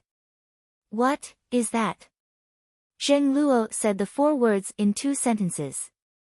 It was obvious that the scene just now had shocked him. It wasn't just Zheng Luo. Everyone else in the cave would not be able to stay calm. When they were in the forest, their first thought was how to kill the beast, how to split it, how to eat it, how to use it, how to exchange its skin for something. The moment they saw this giant beast, even though they couldn't see what it looked like due to the snowstorm, they still felt a sense of crisis as they looked at it from afar. They couldn't fight it. That was Zheng Luo's conclusion. It's a snake, right? Do snakes cry like that? Why would they come out in this weather? The three chiefs whispered to each other. Outside, the anaconda beast charged out of the salt mine and landed among the strange rocks around the mine. The snow-filled rocks rumbled. The strange rocks were easily swept away like decorations. A single swipe of its tail would bring down a large patch of rocks. All Xiao Xian and the others could see from inside the cave was rocks being swept up into the sky and thrown far away. Duo Kong gulped again. He wanted to speak but no words came out. This was the first time he felt this way since he was born. The ferocious beasts in the forest, even the most ferocious beasts he had ever encountered, were simply insignificant compared to the one outside.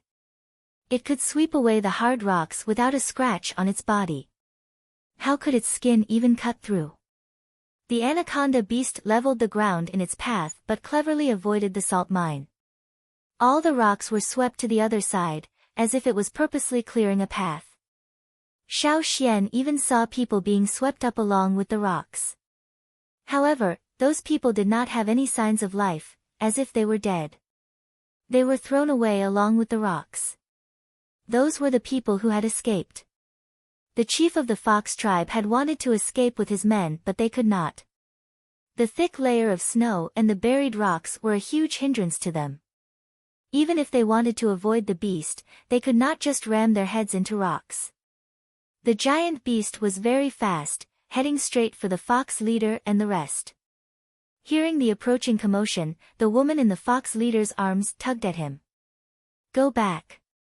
They might not be able to escape, but they could take the risk and return.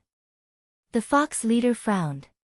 He did not want to take the risk but the road ahead was blocked by the thick layer of snow.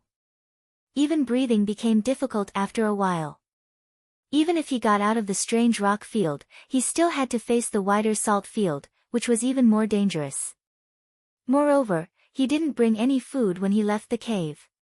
The woman tugged at him again and gave him a look. Let's go back that way. The fox chief gritted his teeth and changed his direction. He turned back but not the way he came. Instead, he ran towards the Shin cave. He quickly waved the sword in his hand, sweeping away the thick layer of snow in front of him like a broom. He could also recognize the path ahead. If the sword hit a rock, he would go around it. Seeing this, some people followed him. Along the way, they met the chief of the Shin tribe and other people. Perhaps they all had the same idea and walked in the same direction. Other than them, there were others who returned too. However, they didn't head towards the Shin cave. Instead, they went back the way they came. Although they had missed the direction of the giant beast's sweep, the crisis was not over yet. Previously, when they escaped from the salt cave, they had a hard time avoiding all kinds of rocks. Now, in a large area near the salt mine, there was nothing left except for some traces of rocks on the ground that could easily trip people.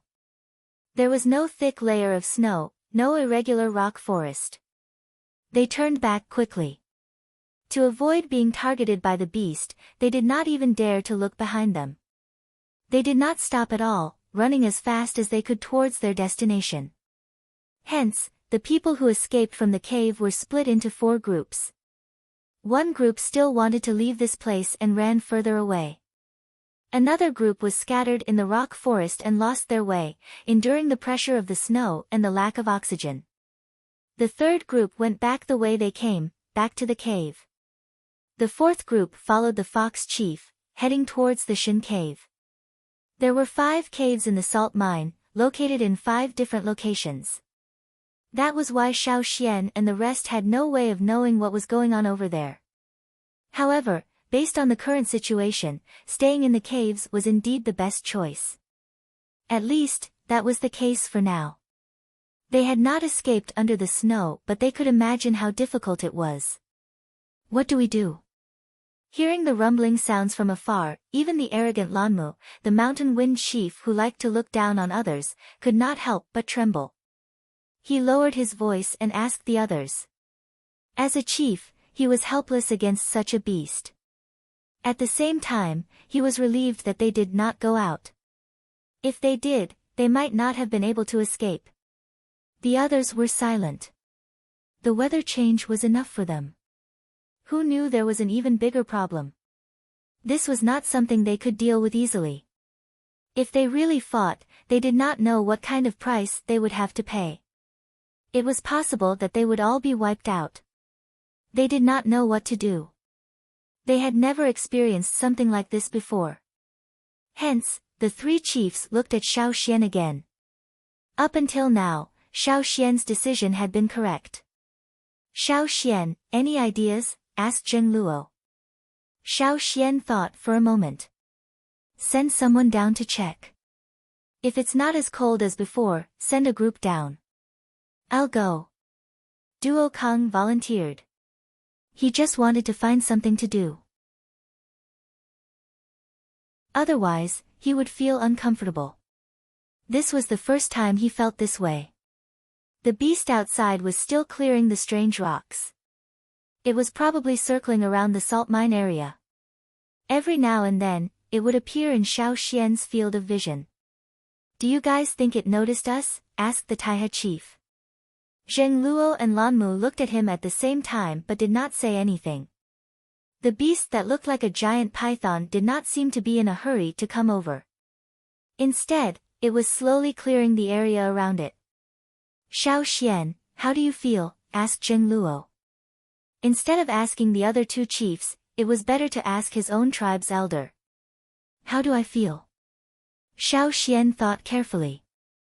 I feel that it's in a good mood. The three chiefs were disappointed. No matter whether the beast was in a good mood or not, it was not good for them. Duo Kong had already returned from the lower level. He arranged for some people to go down. The crowded cave was suddenly much more relaxed. The air was much smoother, but it was still cold. Looks like the frost came from that beast. If it comes this way, we have to avoid it, said Duo Kong.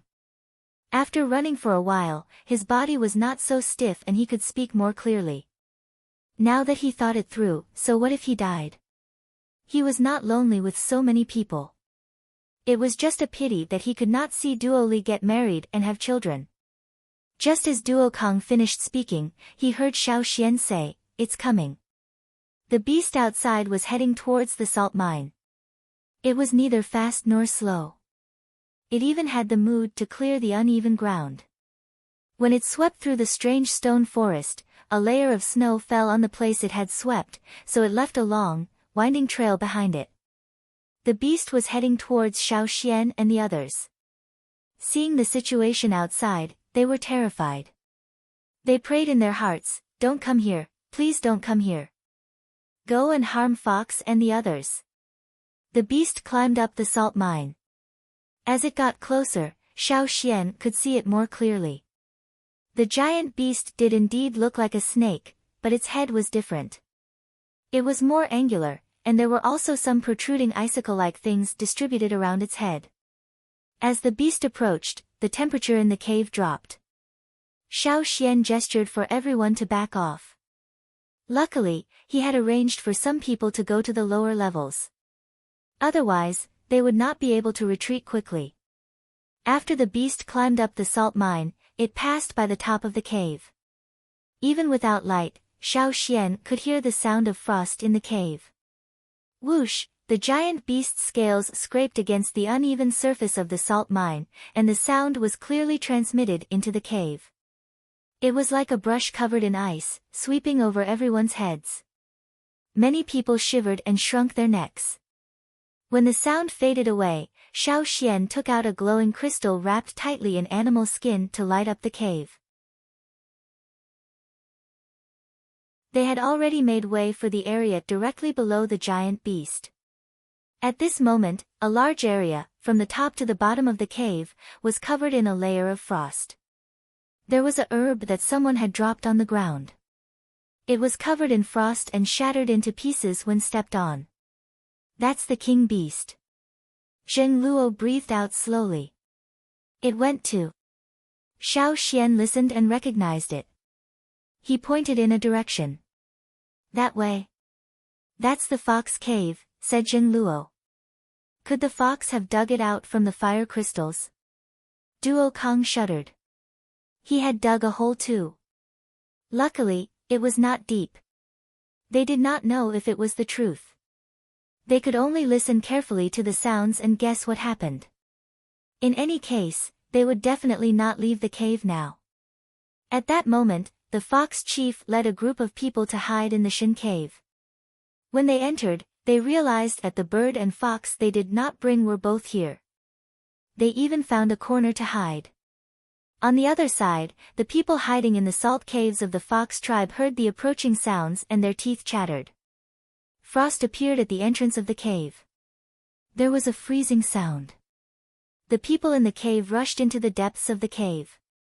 With a peng sound, the stone that was blocking the entrance of the cave disappeared in the blink of an eye. A beast head covered in white scales that looked like ice crystals appeared at the entrance of the cave. To a human, the cave was already very big, but to this giant beast, it was still one size smaller. The people in the cave heaved a sigh of relief when the beast could not enter.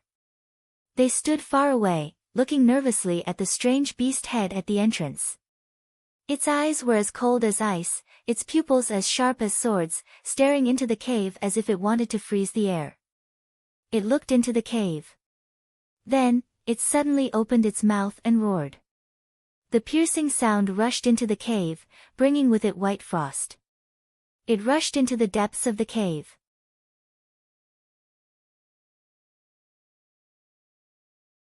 Chapter 469. The inside of the cave was pitch black.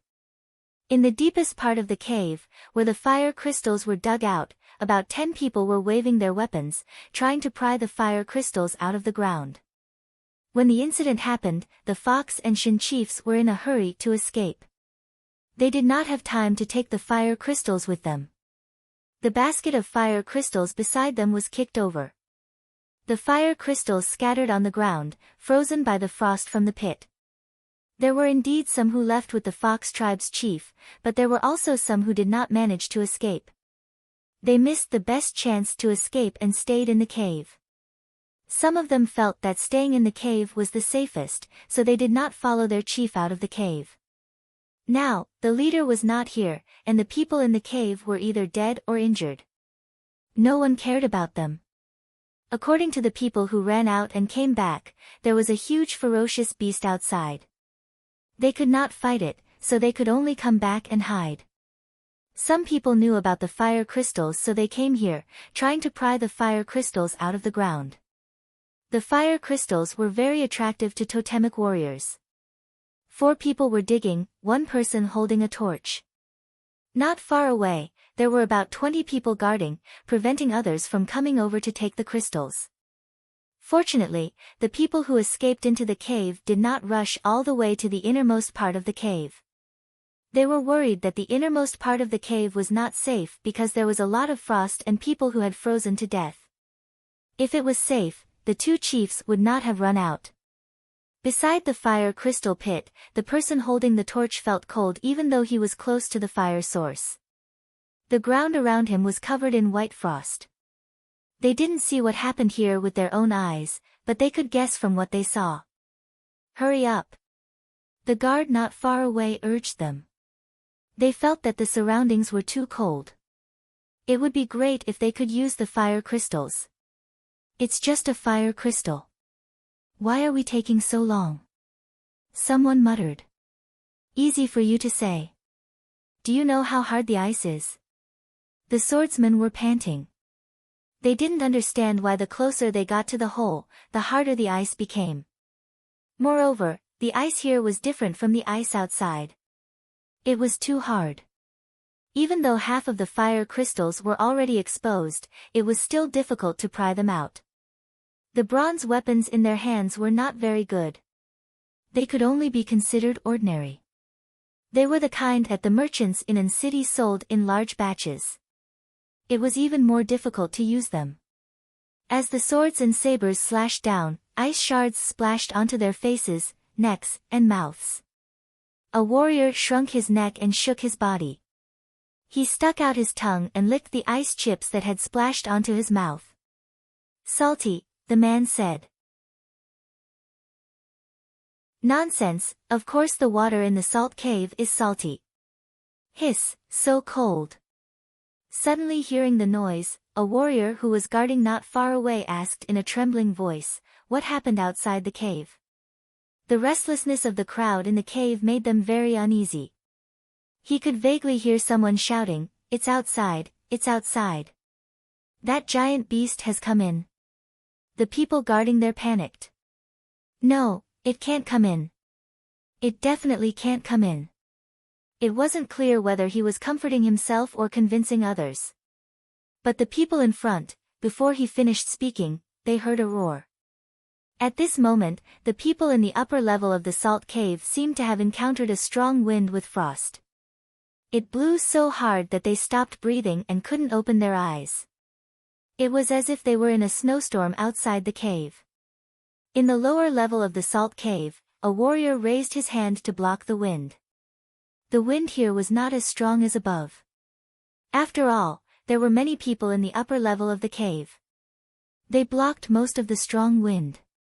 "Hey, the people in front, what happened?" A warrior shouted against the wind. No one responded. Caw caw caw, they seemed to have heard such a sound in their ears. Beside the fire crystal pit, the people who were holding weapons to pry out the fire crystals also stopped. The torches beside them had been extinguished by the wind just now. The heat source disappeared, and the cold was bone-chilling. The warrior who held the extinguished torch quickly hid in a sunken place behind the pit based on his memory. He took out the prepared tools to ignite the fire with his back to the wind. He skillfully identified the gelatinous substance smeared on the end of the ignition stick. Then he took out a flint and rubbed it. Whoosh, the flame ignited on the ignition stick. The fire was not hot enough. He wanted to ignite the torch. The wind became weaker. He should be able to ignite the torch. However, before he could ignite the torch, the fire on the ignition stick went out instantly. Damn it! After cursing, the warrior felt the temperature around him getting lower and lower. He breathed in the air that almost froze his lungs. He whispered to the warriors who were digging for the fire crystals a few steps away, "Do any of you have any fire sticks? I've used up the last one." No one responded. There was dead silence around. The warrior wanted to say something, but he found that his consciousness seemed to have begun to leave this body. He could no longer feel the cold around him. He only felt that his body was heavy and stiff.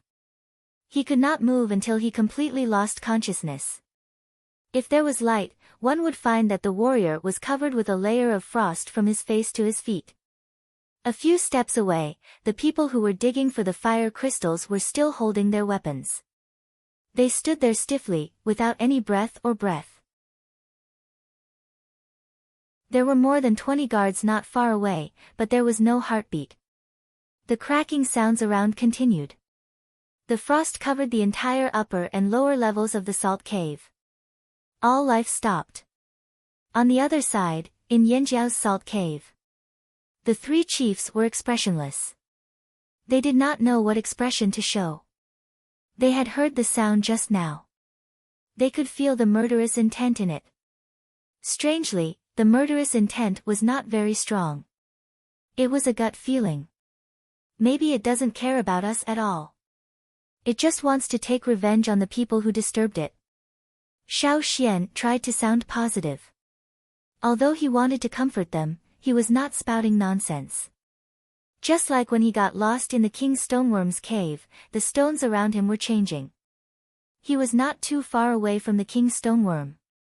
He did not believe that the King Stoneworm did not sense his presence. It was just ignoring it. It was like how people would ignore an ant when walking on the road. Or maybe it's in a good mood today. That's why the murderous intent is not strong. Zheng Luo probed.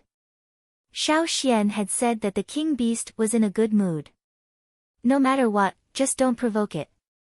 Although the king beast's temper was worse than the king stoneworm's, it was still better than the fearsome beasts in the forest. Ignoring it was fine. It was a good thing for them. Suddenly, there was a tremor. Then another, and another. But each time, it was getting further and further away. Xiao Xian hurried to the entrance of the cave. He did not stay for long. The gap in the cave was once again covered by snow. Pushing the snow aside, Xiao Xian looked outside. He saw a snake-like figure in the snow. It moved and crawled on the ground, then jumped up again. It was really lively. When the sound was far away and could no longer be heard, everyone in the cave let out a long sigh of relief. Did it leave? Zheng Luo asked. It should have left for now. I don't know when it will come back.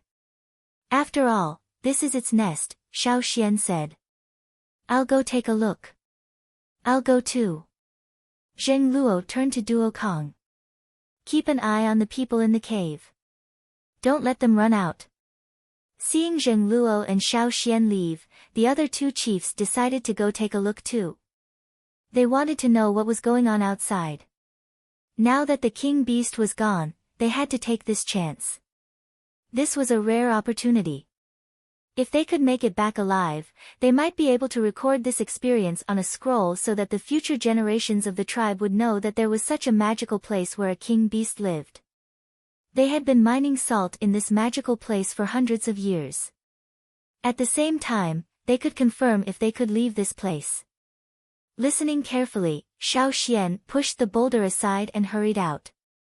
When the other three chiefs came out, he pushed the boulder back into the cave.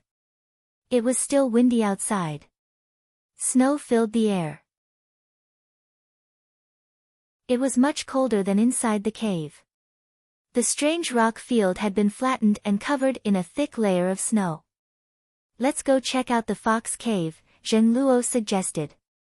The four of them carefully walked in that direction, following the tracks left behind by the giant beast until they reached the fox tribe's salt cave. Wherever the beast had crawled, there was a layer of hard frost. They felt a chill from the soles of their feet. When they saw the state of the fox cave, they felt a little cold was nothing. At least it was better than these unlucky bastards. The entrance to the fox cave was covered in a thick layer of ice. The frost had shrunk the entrance to the cave. There was now a layer of ice almost a meter high at the entrance. They jumped on it and walked into the cave. Zheng Luo held the glowing crystal and had a clear view of the cave. Near the entrance of the cave, there were people frozen under the layer of ice. They should have been trampled here when they were escaping. As they walked further in, they saw some broken pieces. Yes, broken pieces. The frozen people cracked one by one. A chill ran up their spines, the hairs on the back of their necks stood on end. Even the hearts of the three leaders trembled violently. Xiao Xian lifted his foot and continued walking. There were a few people blocking the path, all of them standing. Their bodies were intact, but they were all frozen and covered in a layer of white. Passing through the gaps, the four of them arrived at the lower level of the cave. They thought the lower level would be better, but it was not. Although there were no other signs of life here, they could not help but feel fear when they saw it for themselves. They were covered in a layer of white frost. They could vaguely make out their expressions and guess what they wanted to do before they were frozen. Fire crystals. As they got closer, Zheng Luo sensed the presence of fire crystals. As soon as they heard the words, fire crystals, the other two leaders immediately cast aside the fear they felt just now. Seeing the frozen fire crystals on the ground, the three chiefs became enthusiastic. The king beast was not here, there were no other living people in the cave and there were fire crystals on the ground. What should they do? Dig.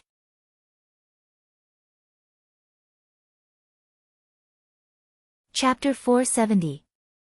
There were fire crystals on the ground. Half of them had been dug out by the fox people, but now they were all frozen. They had to dig again. However, the three chiefs had better tools and were stronger too. With the illumination of the glowing crystals, they dug faster. But they were alert as they dug, in case other people came, like the fox and Shin tribesmen. Xiao Xian planned to jump into the pit they dug for the fire crystals. There was a layer of white ice on the walls of the pit. He tied a rope to the bottom and slid down along the straw rope. The hole was deep and slippery. It was easier to use a rope. After Xiao Xian entered the hole, he landed where the beast used to be. After the beast left, this was a long tunnel. The walls were covered in a layer of white ice. Although it was thin, it was frozen together with the rock. It was very hard. The temperature was so low that Xiao Xian could not even feel the warmth of his breath. He could feel that there were fire crystals all around this tunnel. Perhaps, this giant beast stayed in this place because of the fire crystals. Just like the Bat King of the past. However, even after so many years, this snake still hadn't come out. Hibernating for a few hundred years. That was really long. He wondered how big it was. Waving his sword, he cut through the ice and dug out a fire crystal embedded in the wall. Sensing it, Xiao Xian realized that this fire crystal had been absorbed before. It was just not completely absorbed. That snake. Regardless, Xiao Xian sped up and waved the sword in his hand. He didn't need the glowing crystal. With his special vision, he could see the fire crystals on the wall clearly. His attacks were accurate. Zing! Zing! In an instant, the entire tunnel was filled with the sounds of digging, as well as Zheng Luo and the rest digging. After Zheng Luo and the rest had collected all the fire crystals, they even dug out the crystals from the frozen bodies of the fox people and put them all into their own pouches. Only then did the three of them jump into the long tunnel below. I was planning to snatch the salt mine from Fox. I didn't expect to snatch their fire crystals instead. The Taihe leader laughed. No matter what, he was able to get the fire crystals. His heavy heart was finally comforted. The Fox team had already reached the fire crystal layer. Each crystal was bigger than the ones in Yanjiao's salt cave. The three leaders rested for a moment before continuing their operation. No one knew how long the Beast King would be gone. They had to take advantage of the opportunity to dig as much as they could. They would leave when the Beast King returned. I've lived for so long, but I've never seen so many fire crystals. The Taihe tribe's leader's breathing quickened. No one knew if he was tired or happy.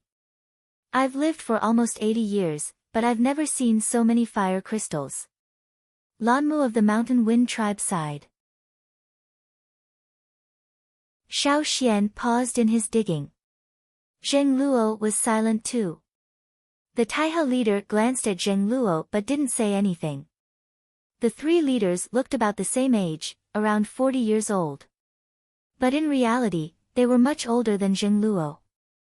Perhaps others who didn't know the Yanjiao tribes didn't know this, but the Taihe tribe, who had lived with the Yanjiao for a long time, knew that among all the tribes, the Yanjiao had the shortest average lifespan. Xiao Xian only found out later. He had sensed it on the other side of the sea but wasn't sure. He only found out after coming here. The Yanjiao people were different in many ways, but there was one thing that made them different from other tribes. They were like the most ordinary people without any power. That was their lifespan. Among the people from the Taihe tribe who came this time, there were many who were over 100 years old, but they looked like they were still in their prime. However, in the Flaming Horn tribe, those over 100 years old, even if they were still alive, would definitely not be able to hunt. They could only help with farming and couldn't do anything too tiring. At the end of their lives, they would age very quickly. Because their lives were incomplete. This was something they didn't expect when the fire seed split. The reason why the ancestors felt so guilty in the notes they left behind was not only because they could not return to their homeland, but more importantly, they felt the punishment brought to them by the splitting of the fire seed. They did not have a complete lifespan. The Flaming Horns were stronger than other tribes in many aspects, but in terms of lifespan, there was a knife hanging over their heads. Before they could finish their journey, their lifespan would be cut off mercilessly. Perhaps the shaman on the other side of the sea knew about this too but didn't tell anyone. Plus, the Yanjiao tribe had always been isolated from the rest of the world, so no one noticed this problem. They didn't feel any negative emotions or pressure. The people here didn't interact much with the outside world either, so most people didn't know. Perhaps some of the warriors knew but kept it to themselves. Back then, the ancestors of the tribe allowed intermarriage with other tribes. Perhaps they wanted to use this opportunity to solve this problem. Unfortunately, it didn't work. The blood of the flaming horns was too strong, and the blood of other tribes couldn't suppress it. When Xiao Xian first came here, most of the ancestral notes he read were filled with guilt, but they didn't mention the reason. It was only when Xiao Xian returned to the tribe from Gongjia Mountain and practiced controlling the ancestral bone ornaments that the shaman told him. Many people in the tribe knew their lifespan wasn't as long as other tribes, but they didn't know the reason. Some people thought it was because the Yanjiao people's lifespan was used to increase their strength. They were given divine strength, so they were stripped of other things. Many people felt better when they thought about it this way. The shaman didn't tell them because she didn't want them to have such a slim hope. Generations passed. It had been almost 1,000 years, but they still couldn't go back. They didn't know when it started, but this was selectively forgotten.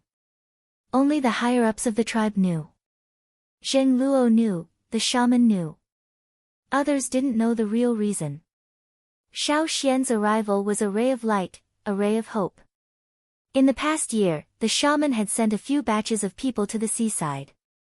Xiao Xian had been waiting for an opportunity to move the entire tribe. Unfortunately, they never found the opportunity.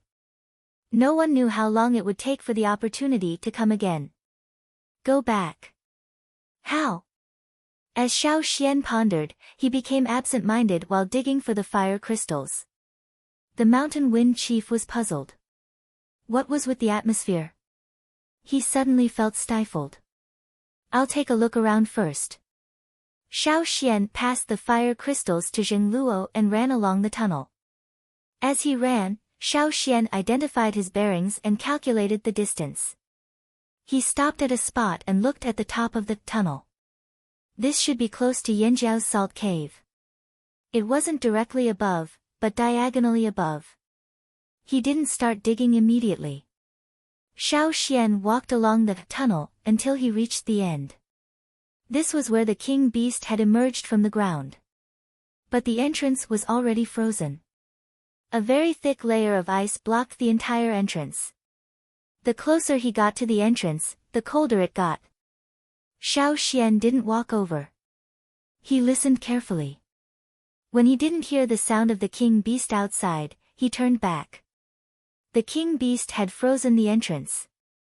It probably wasn't going to come back anytime soon. He called Zheng Luo and the others over and told them his plan. He planned to start digging below Yanjiao's salt cave. If they were going to be trapped here for a few more days, would they have to come down from Fox's place every time? The Fox tribe was clearly being targeted by the Beast King. If they went there, they might provoke the Beast King. Besides, most of the Fox and Shin tribe members weren't here. If they came back, a fight would be inevitable. There was no need to waste time with the Fox and Shin tribes.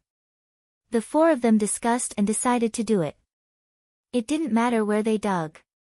Xiao Xian quickly waved his sword, using it as a shield to block the shovel. He broke through the ice layer of the tunnel and dug out the rocks on the wall one by one. Zheng Luo and the other two worked harder too. They weren't sure what was going on outside, so they couldn't leave immediately. They might as well get more fire crystals. Even if they had to fight the king beast later, they would protect a portion of the tribesmen back. If they could bring the crystals back, they wouldn't have wasted their time in this weather. The fire crystals they dug out could last the tribe for a long time. They didn't dig a large area, not even a tenth of the size of Fox's, but with the four of them working together, they progressed quickly. In the beginning, the rocks were hard, but the higher they went, the easier it became. In Yanjiao's cave, the warriors guarding the fire crystal pit panicked and they heard the commotion. They hurried to look for Duo Kong. Duo Kong sent a portion of the people in the cave up first to prevent the ice from spreading. After that, he brought a few people carefully to the fire crystal pit.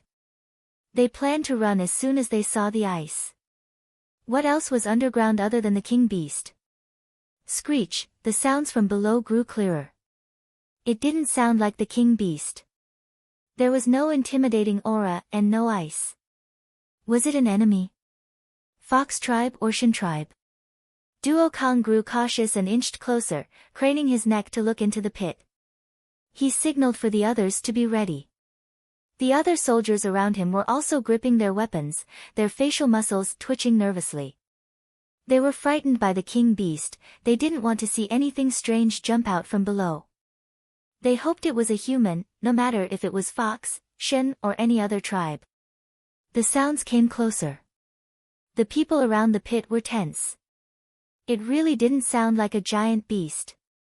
There was movement below. Duo Kong raised his hand. Poof! Rumble. The soil and rocks were pushed aside. Duo Kong was about to wave his arm and shout, "Attack," when 4 heads popped out from below, their faces covered in dirt. He focused his gaze. Yo! 3 chiefs and an elder jumped out of the cave. The 4 of them had worked so hard to dig their way up. When they popped their heads out, they saw a group of people surrounding the pit, all pointing their weapons at them. You're tuning in to the Blissful Bookshelf YouTube channel. We're so grateful for your support, and don't forget to subscribe to join us on this incredible journey through captivating stories. Your generosity through donations truly makes a world of difference, as it's the primary source of revenue that allows me to expand and enhance this channel for you. Thank you from the bottom of my heart for being a part of this adventure.